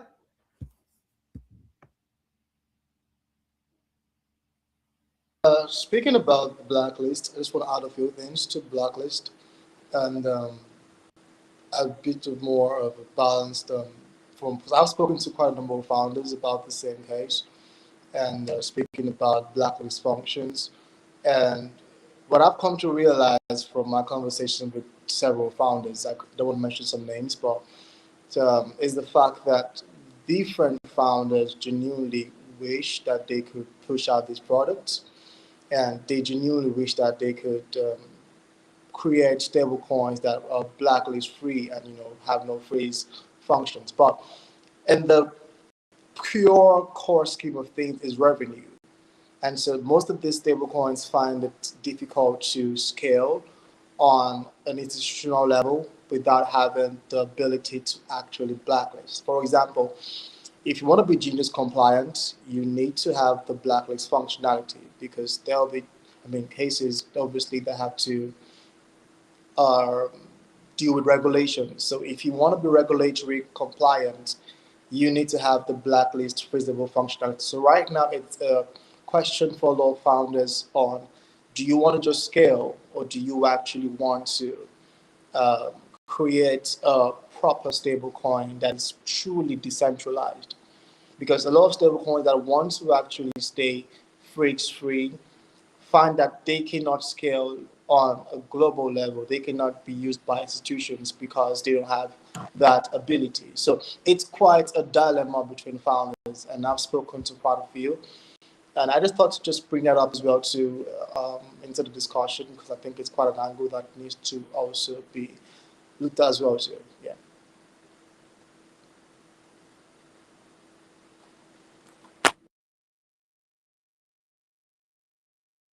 You're muted, DAdvisoor.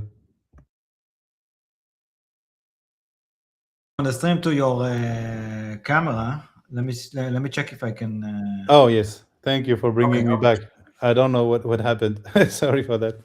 No, I tried doing something, but it didn't turn out the way I thought it would be.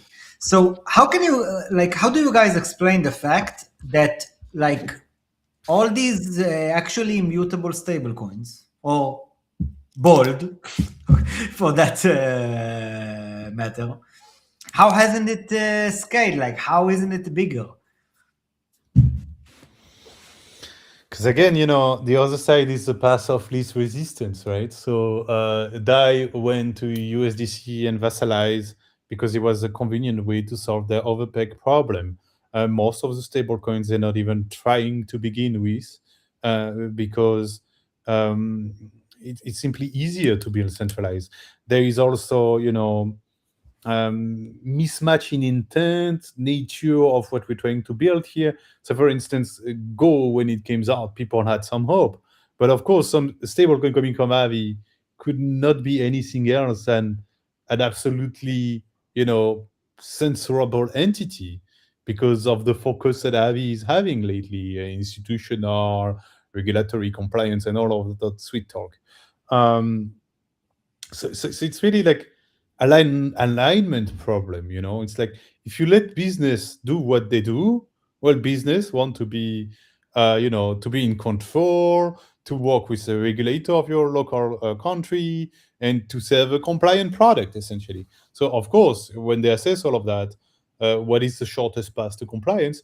Well, we put a blacklist function and we throw in some centralized collateral. Why not? It works. It does the job. So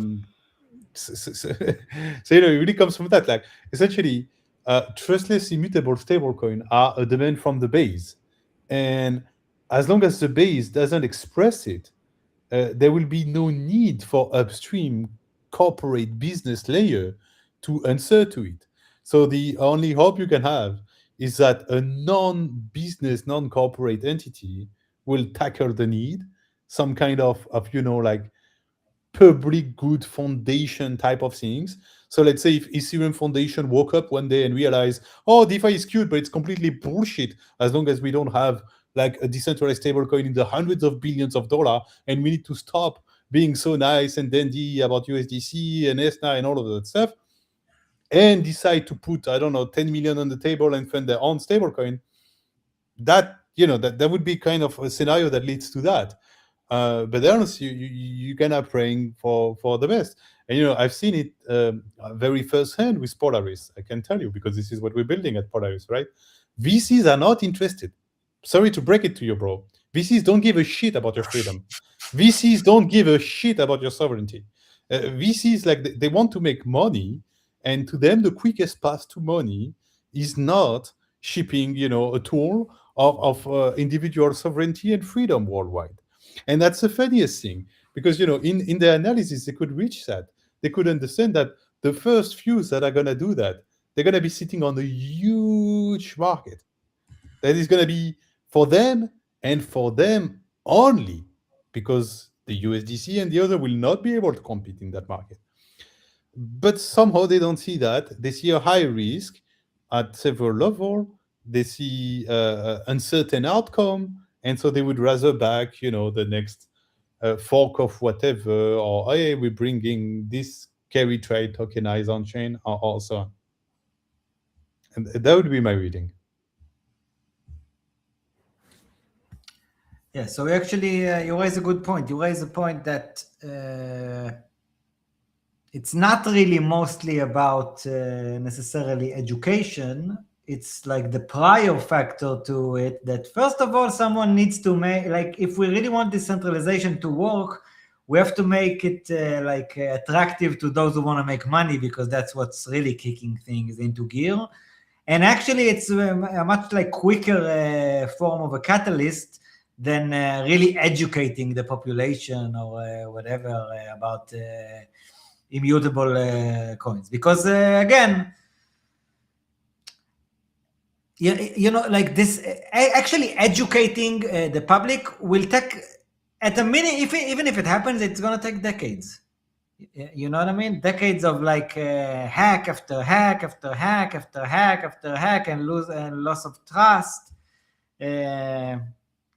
And even if unfortunately we have these once a day or once every few days in crypto, again, end of the day, when people actually transact, they have to really be able to trust these tokens. And I will give the other side of it, that everything is still so young. You know what I mean? And nothing has the Lindy effect. I think that mostly USDT has the Lindy effect of being the oldest. Okay, so it's easiest to trust it to actually be worth, because at the end of the day, when I actually want fiat money and I go to the exchange, the reason they want USDT is the fact that they trust it the most. And only if something actually happens that will make them realize that they should trust Bold or PUSD or any other token for that matter more, will actually cause them to change their behavior. Because every time that they use USDT and it actually works, it only strengthens their belief that, just give me USDT and leave me alone. You know what I mean? Yep. Maybe to share again, because on this we've been doing... I'm going to still throw flowers because people are not doing it enough. But if you could share the screen, that would be cool.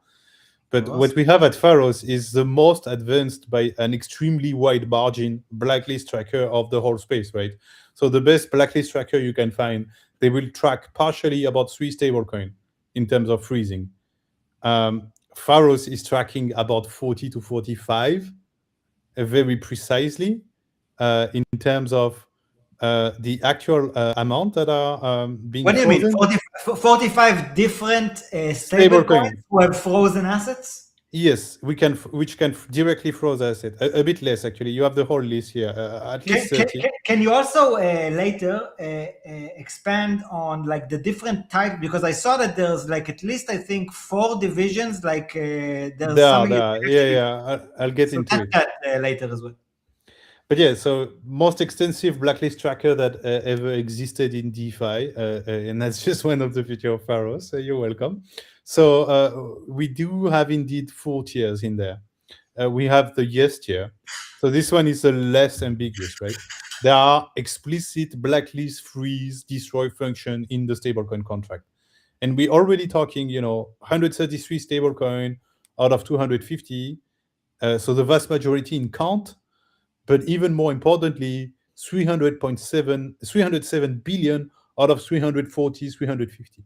So the 90% by amount are an explicit in the stablecoin token contract.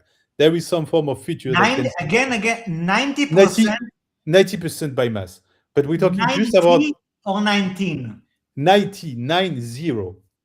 90% of stablecoins have a yes freeze option like built in already. By TVL, yes, because essentially every single centralized stablecoin must have, right? So USDC has, USDT has. With those two, you already have 75% of the mass. The market is extremely okay, concentrated. not the amount of stablecoin, like the amount of TVL. Okay. Yeah, but even in stablecoin, it's a vast majority. Then you have this second tier of the possible. So the possible is essentially they have some form of notion of a future implementation of a blacklist, a freeze function, but it's not explicitly activated yet. So you mean it's in the code, but it's not active? Yes, that or the code can be mutated so that it will be it will host a blacklist function, right? So the most any mutable stablecoin can be as simple as that if you go short here. But how is this tier called, by the way? Possible. Blacklistable? Possible, yes. Most explicit example here would be something like USDS, right? Where governance through one single vote can enable essentially set addresses to start operating a blacklist function on the USDS stablecoin. So everything is here. It just needs the governance avail. The more subtle category, I guess, is something we call upstream. And upstream would be, and that's the difference between DAI and USDS, would be simply that this stablecoin has too much in collateral that can be censored itself, that you can essentially indirectly censor stablecoin just through the censoring of its collateral. So okay, so you mean that the stablecoin itself doesn't have a freeze option, and maybe it's even immutable or not? It doesn't matter. It's a matter of collateral. It's the collateral itself can be seized. So exactly. End of the day, you see it as like the upstream tier of freezability. Exactly. Yes. So there would be something like DAI, for instance. And then the last tier is the explicit no. But here you need two things, right? You need one, to not find any freeze, destroy, seized related functions in the contract. And two, for the contract to be immutable. Exactly. Because else you don't know if the function is going to be added in the future. Of course. And also, you needed to not be able to be decided by governance that anything can ever change, which is again like being immutable, and also that it only accepts collaterals which are also not seizable in any way. Exactly. So you get the full pipeline, and that's why you end up with projects like a liquidity or a ball that have immutable contracts and that are using collateral like ETH or Wrap-Stake ETH or Air ETH. You have a few more in that category. It's mostly made of liquidity forks, to be honest. Like there's liquidity V2, liquidity like bold LUSD, FEUSD, and another two, no? Yes, and there are quite a few others, even in the CGPI is another liquidity V1 fork. This is a V2 fork, USDQ, USND is a V2 fork, USDK. But the most are not that big, Really what matters is here, at the top of the table, right? When you say 0.05%, you mean the percentage of TVL of total stablecoin market, which is really unfreezable, which is actually these five. The 00, it actually went up a bit because I pushed an update to Pharos before going live, so it's 0068 now. Woohoo! I still have to verify. Because there are suspicious candidates in that list, including this hive-baked dollar that I'm not confident would be able to resist. By the way, you mentioned FEUSD, right? Yes, Felix. Which is actually Felix, a liquidity V2 fork on Hyperliquid, correct? Yes. Hyperliquid, is it decentralized enough to even include? I'm really asking, like I'm not really familiar with it. But it's factored in the risk ratings, right? That's why it's not doing so well. And on the resilience level, especially and decentralization, it will get a massive ping on an unproven chain. Yeah, but what I actually mean is, Bryce, is like it for could example, affect the if you blacklist. I agree with you. It's just the blacklist. because it's just like the collateral. it's Like so it doesn't dense. necessarily have to have but if Hey, the nobody is chain doing that. Do it yourself and do it better, bro. See, nobody No, gives no, a I'm just fuck. asking. I'm just Nobody is asking. I'm doing not. that. I'm providing a baseline. Challenge me I'm with not like a trying pull to request. pass any criticism here. I'm really just curious because. But essentially, it matches the criteria. Most of its collateral is some form of wrapped hype. Essentially, it is immutable code, and so therefore, collateral cannot be frozen or censored, and the code is immutable. Therefore, it enters that category. But if you remove it to the category, we go below 0.003%. So I guess it's details that don't really matter, right? The core question is like an absurdly low amount of those stable coins are able to resist to those the point censorship. of non-existent. Exactly. It has it has close to zero market share, which is incredible. Which is why I think what you guys do at Pharos is so important. What you're trying to do with Polaris is so important. What Liquidity is doing is so important. And what the Trustless Force is trying to do is so important. Although even the tokens that I'm thinking about that are within the Trustless Force initiative, they don't even pass that test like most of them. It's very demanding. Yes. It's very demanding. So you will have, okay, let's go in order. FXUSD doesn't pass the test because wrap Bitcoin is absolutely dominating as collateral lately. It used to be more of a, initially it was only wrap stakeys. So it was passing the test. In the early days of Pharos, FXUSD was freezable, no. But since then, the wrap Really? Bitcoin took the majority of the collateral, and therefore it was reclassified. For CRV USD, it's a bit more subtle, but it's you have the question of the collateral as well, where you have a fair share that is custodied Bitcoin above the half actually. And then you have these questions about the peg keeper model, and that in certain situations of peg activity on CRV USD, the system is essentially accumulating centralized stablecoin. So in an event, it's a very weird situation on CRV USD, right? So excluding the collateral that kind of de facto makes it freezable upstream, it's also it's like the problem gets worse the more CRV USD is overpegged. So the more demand there is for CRV USD, the more the system will accumulate those centralized stablecoin, and so the more censorable the system will become. So put it another way, if you're not very generous with Michael, which I will put it just so you understand me, CRV USD is a poison pill, right? You don't want it to succeed, because if it does succeed, it's a Trojan horse. It's like it starts clean, but the more demand there is for it, the dirtier it gets. And I'm sure he designed it. He has also perspective in mind, trying to have a system that can self-balance. But this is the effective result of it, is that if CRV-USD was to overpeg now, the peg keepers will start accumulating balances in the peg keepers' assets. And the peg keeper assets are not the cleanest stablecoin of the bunch, right? They're like your let me get the exact list. I think we have them on Pharos actually. Would actually be very interesting to discuss this. Yeah, USDC, USDT, PYUSD, FRX USD, and Go. So none of them are blacklistable. No, as simple as that. And it's similar stories. Those two are in the trustless force. I mean, they're adjacent, and it's good that they're contributing to the effort. We can't be too elitist, and of course there is layers to the blacklistability, and there are levels to where you personally believe an adversarial actor is willing to go.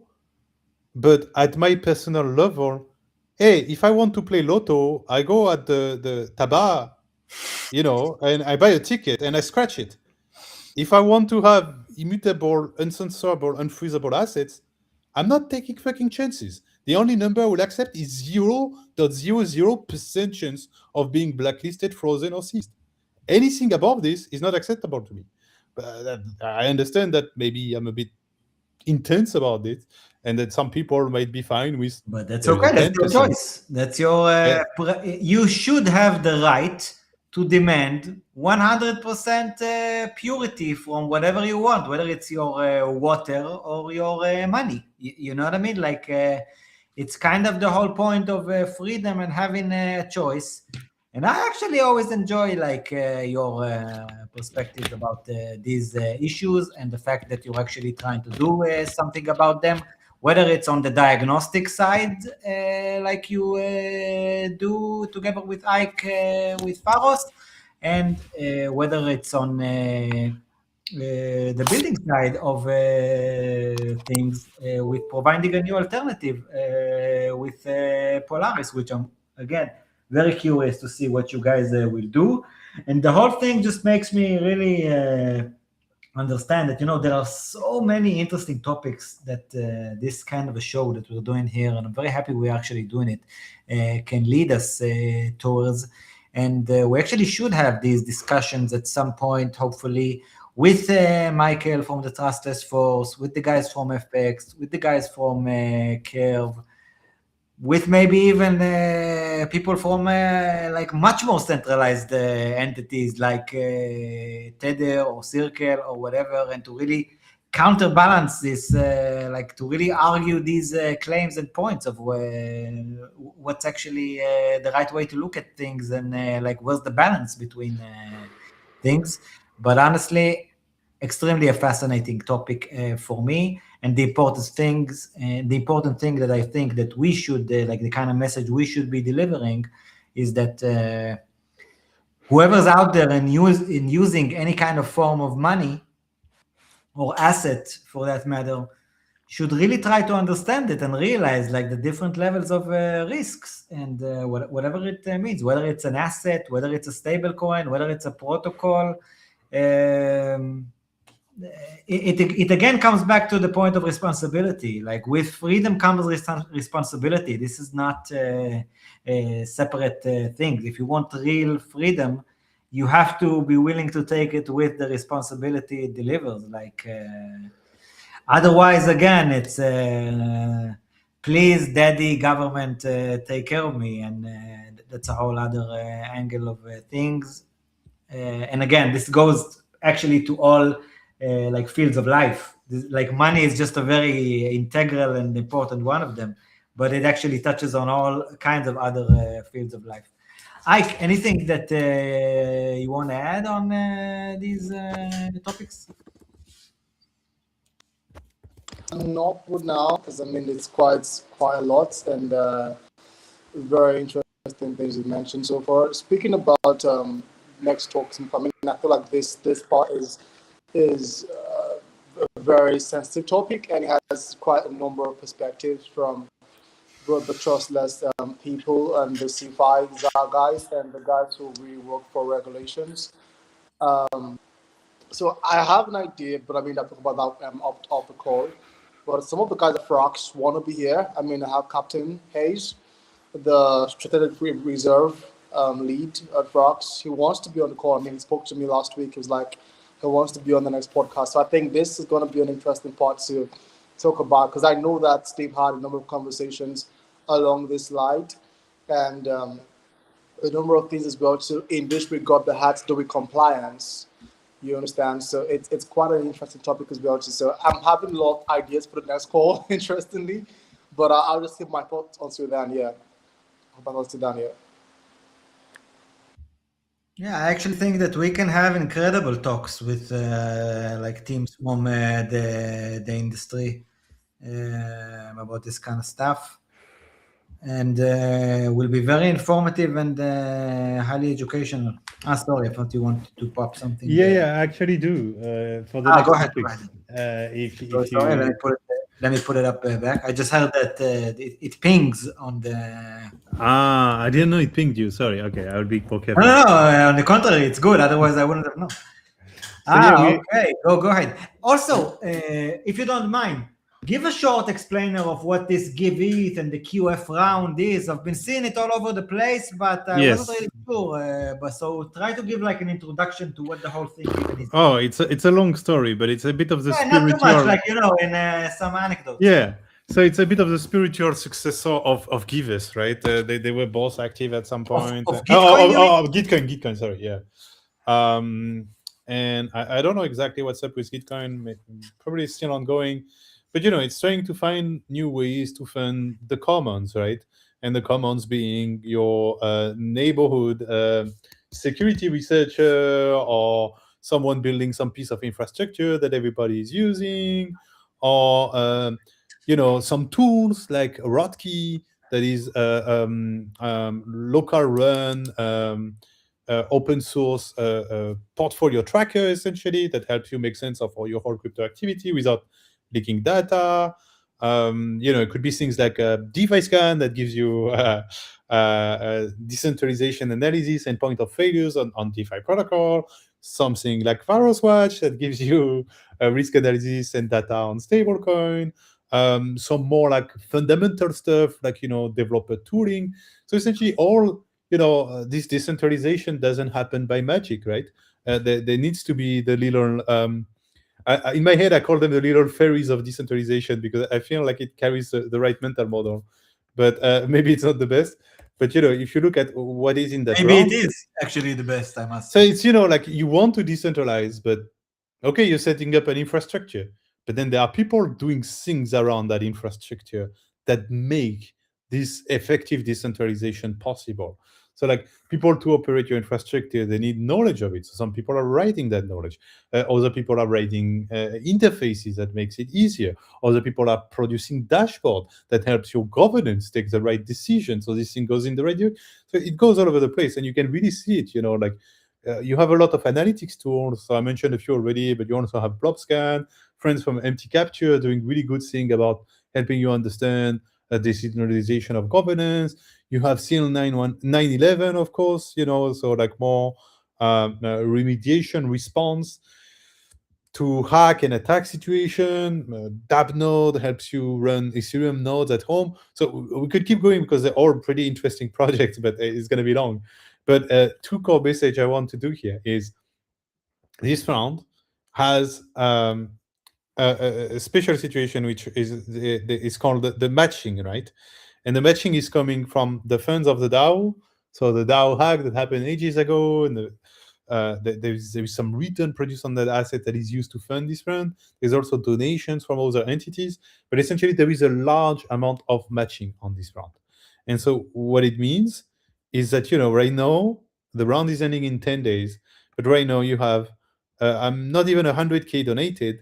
That is going to be matched by 1 million. So that means abstracting everything else. If 10 you donate times the amount? exactly, if you donate Wow. 1, effectively the projects are going to get 10. So the No math way. is not as simple as that, because there are ponderation depending of credibility factors on the project and so on.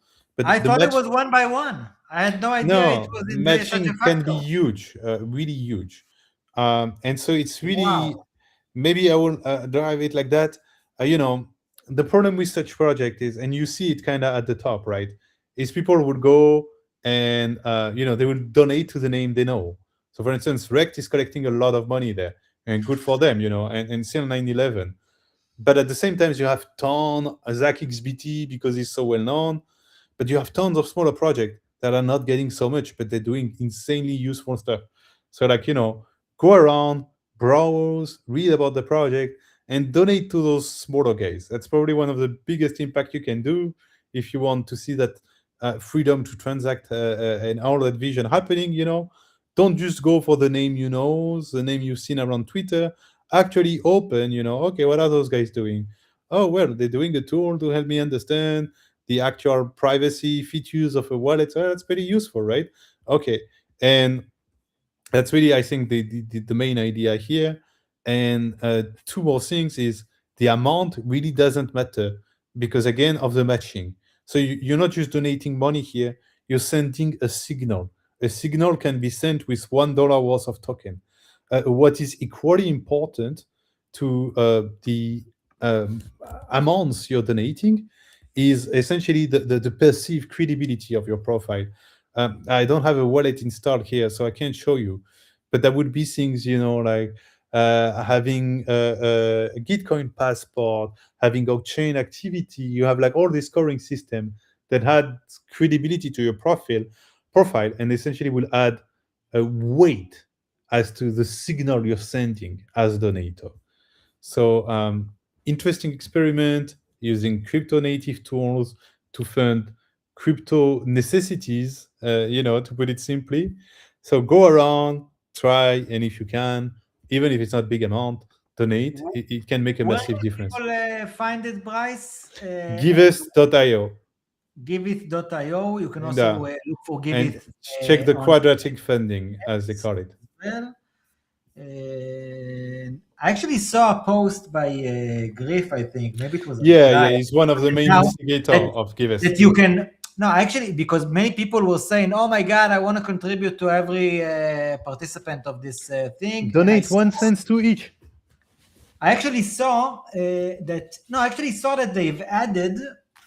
Again, this is not 100% sure, but I saw something that he wrote that you can actually now contribute to the round itself, and it will be divided there. I'm not sure, but go over the options there because I think it's possible. I'm not finding it now on his posts, but I'm pretty sure I saw it yesterday or the day before, because really this is going all over the place. How long is this still open for? Do you until May 15? So you have 10 Until more about days. 9 days to go. Go ahead, sir.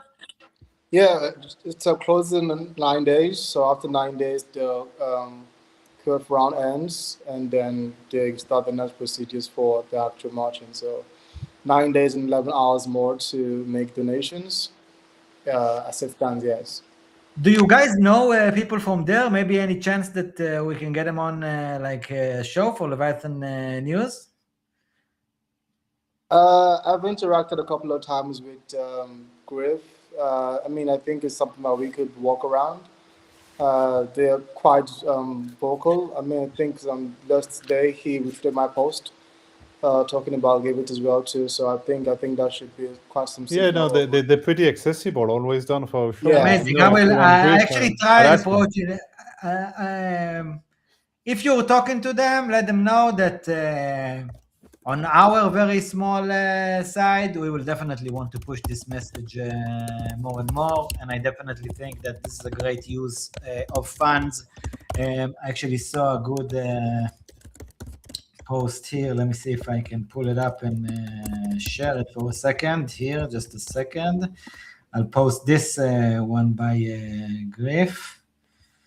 Shout out to him. By the way, there was this huge stream that on Ethereum Foundation that him and Jay Chaskin did for like over 6 hours or so. Something like I've never seen anything like it, to be honest. But I just want to share this that I'm now seeing on Griff's account. Let's see if it pops up. Oh, yeah. Yes. Where is it? Okay. Waiting for the next incident to care about security. Now, funding Ethereum security projects. Now, I think it says it all.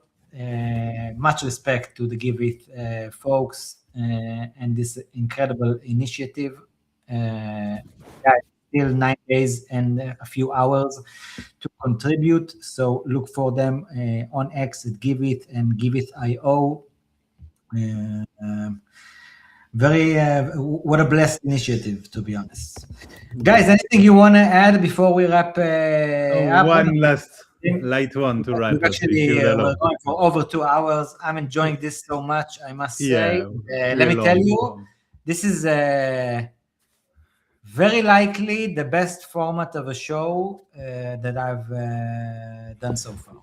So because it really touches on important topics. It really allows to take several topics and discuss them and raise like interesting issues. It will also have another vector once we actually start interviewing guests around it and raise discussions with them and maybe create some panels. I actually think that we have a huge opportunity here with this new stable talks with Pharos format. And I thank you too for making it possible and happen and going along with this idea. Appreciate it. What are you sending us home with? A little interactive experience, right? So, you have your, thank you. We shipped this week at Pharos what I call Pharosville, and it's essentially okay. a live visualization of Pharos data, right? So that's it's so like with you will have, it's like Farmville animation, no? Like the old Facebook days. So you will have like a full scenery, right? With oh wait, I'm not on the right page with you, right? Oh, sorry. Yeah, I'm seeing the. You'll have a full scenery of the stablecoin market, where every stablecoin is a ship, and the major chains are harbors, and essentially they are animated based on the reality, right?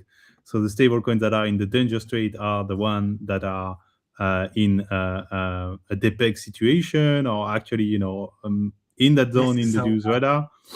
The ship stablecoin will visit the docks based on the actual distribution of stablecoin on that chain. Here you will find a pile of shipwreck that is essentially the cemetery of Pharos. You have a little watchtower that is also the Telegram harbor. I figured it was a good hint. And some bird animation that I'm trying to correlate to stablecoin data, but it's not clear yet. But anyway, it's kind of, I picture it more like a background type of experience where it's nice to see you watching it, and then you will actually see, like, oh, I don't know, PMUSD is rushing towards the alert zone. What's happening now? That's kind of where I'm going for. It's early. So it's still not there yet, but I figure it would be like a nice. Oh, I have some clipping problem here. It would be basically a nice visualization of what's going on with Pharos, with the stablecoin market. And check out the best ship I was able to make.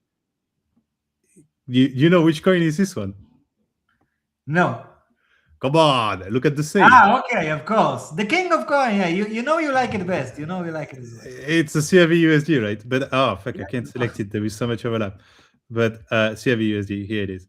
So yeah, I'm hoping to do more little things like that. But yeah, where is Bolt, by the way? Wait, but what does it mean that, like, the location means that it's in a good place? Yeah, he's sailing in the calm anchorage. So calm anchorage and watch breakwater. It's the one that are sailing in that area. You need to worry about. Bold. Good question. I think I've seen it somewhere. Let me go around a bit. Surely you will add a way to look for them at some point, like to search stablecoin. Yeah, that would be nice. Yeah, again, it's a visual one, so it's quite limited. So funny, man. I don't know where Bald has gone. They dock at harbor also sometimes, so to reduce a bit. Oh, Bald is here, but he's overlapping with the Sky squad. But here is Bald in the middle of USDS and ST USDS, I think. It's so funny. I must say, much respect to you guys. I really enjoy Pharos. I think it's has become one of the most useful tools out there. I must say that the reports by Ike have also become very useful tools for me, both with my own account and with my work at Frankencoin. I use them quite often, and I'm also learning a lot by the way you do it, Ike. So big shout out to you. I think you're doing a tremendous job, like I've said earlier. And respect to both of you for really the incredible work that you're doing with Pharos, which I think already is making like a lot of waves if we continue with the sea and ocean metaphor over here. Anything you want to add, guys? Now on my end, that's it. Have fun in Pharosville. Check out Giveus. If you have even one spare dollar, but like an active wallet on chain, you can make a big difference here. Donates to every project that matters to you, not just Pharo, Swash, or DeFiScan, but like try to not fall for the trap of donating only to the big household names. They're usually the most financed already, right? And you can have an even bigger impact, I think, trying to support smaller projects that are doing good things and that you think should be supported. Anything, Ike? Pretty much just adding to what you said and wrapping up what I said earlier on. At Pharos, we are very open to feedback and we're willing to work with builders and founders. If you go through our tools and you have a question or you have some things that need clarification or just general questions, we are very accessible. My username is quite known, IkeBillion, .eth, and TokenBrice as well too. But if it's too busy, you can always reach out to me. You can also talk to me directly on or Bryce as well too on the Pharos X account. But it's more easy if you reach out to us in our personal X account. We're here to help both founders. We're here to help both users. And like Bryce said, support what we're doing here. Bryce has started really amazing content. And he plans to do it's going to be free. There's no gateways because the segment should be free for all. All users should have no excuse to fall for depeg. And so what we're doing is quite important. So the giveaway donations are going on, and there are 9 more days to go. If you found out it was useful, remember the PMUSD depeg. A lot of people came and said that they took out their money before the depeg happened and they were thanking Pharos for these services. You know, this is what we're doing, and there's so much more from the USR as well too. And so if you find our work useful, you can donate to us, and it's not about the amount, it's more about the signal that your donation sends. And yeah, pretty much thanks you to DAdvisoor for creating this, hosting this amazing podcast. I didn't want to come on live, but he kind of influenced me with Bryce to come on live and do this, and I think it's been quite a fun one as well too. So yeah, thank you so much for that one too. Appreciate you. No, actually, I'm very happy that I was opportunistic and told you to come on. I actually think that it's you're doing a brilliant job as well, and will be very good to have you and your perspective.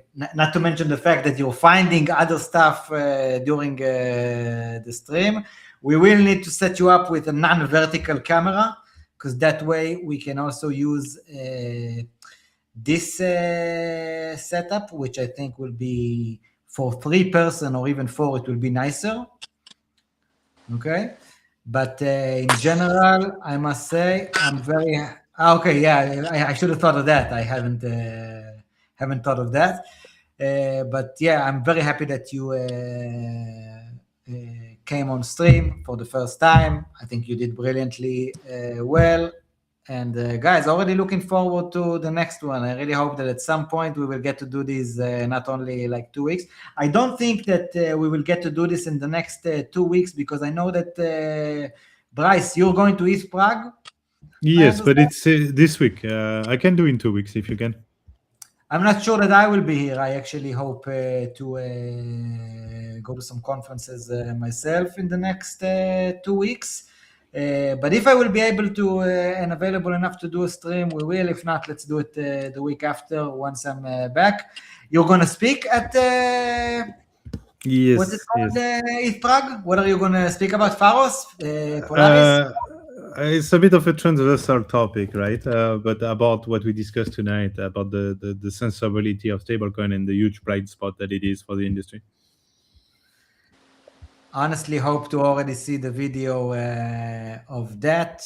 I'm sure it's going to be a great conference, actually. I think it's quite a classic conference. You've been there before, like in the previous East Pragues? This year is a very nice building. I think they upgraded quite a bit. So I'm really excited for this one. But yeah, it's a really nice city. This weekend, correct? If you're around Correct. Prague this weekend, go ahead. You can look at them. Look for it on. Oh yes, X. while we're talking about it, I think they gave me one ticket that I can distribute. So if so anyone wants, one reach viewer out. of the show, Exactly and one. user of, On a per vibe basis. So don't rush yourself. Just tell me. and I yeah, will just feel pick free one. to try and bribe Yes. Bryce as much as you can, preferably with an immutable stablecoin. Otherwise, he will just not care enough. But yeah, ETH Prague is happening this weekend. I'll put it up on screen, May 8th through 10th. And I actually think that there are going to be some great speakers, not even only Bryce. I actually think Vitalik will be there as well. And quite a few others. So if you're in the area, go and check it out. I must say this is some incredible art that they have there. Much respect to them. And okay, guys, thank you so much for being with me here. Really enjoyed it. Hope it was fun for you. Hope it was relevant for the viewers. Please go follow IkeBillion, TokenBrice. I'm DAdvisoor. Go follow Pharos and use Pharos Watch, Pharos.watch to really know the state of your stablecoin, and follow Pharos Watch and the reports for the best data and research about these stablecoin. Follow us at Leviathan News and myself, DAdvisoor, and the others. Shout out to everyone. And we'll send everyone off with the clip by Arcos again, which I really like and enjoy. So have fun, everyone, and have a great rest of the week. Bye, folks. Have a good one.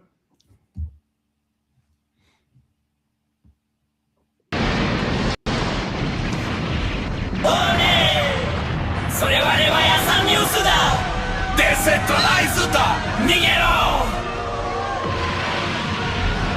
誰でも音できる誰でもスキルを稼げるガバナンスまである中集権のメディアはもう終わりだ真相から立ち上るインクと真実がぶつかるリバヤサンニュース開かれる海嘘はない読んで書いて氷結しろ力はみんなのもの生かす身をたたえろニュースは君のもの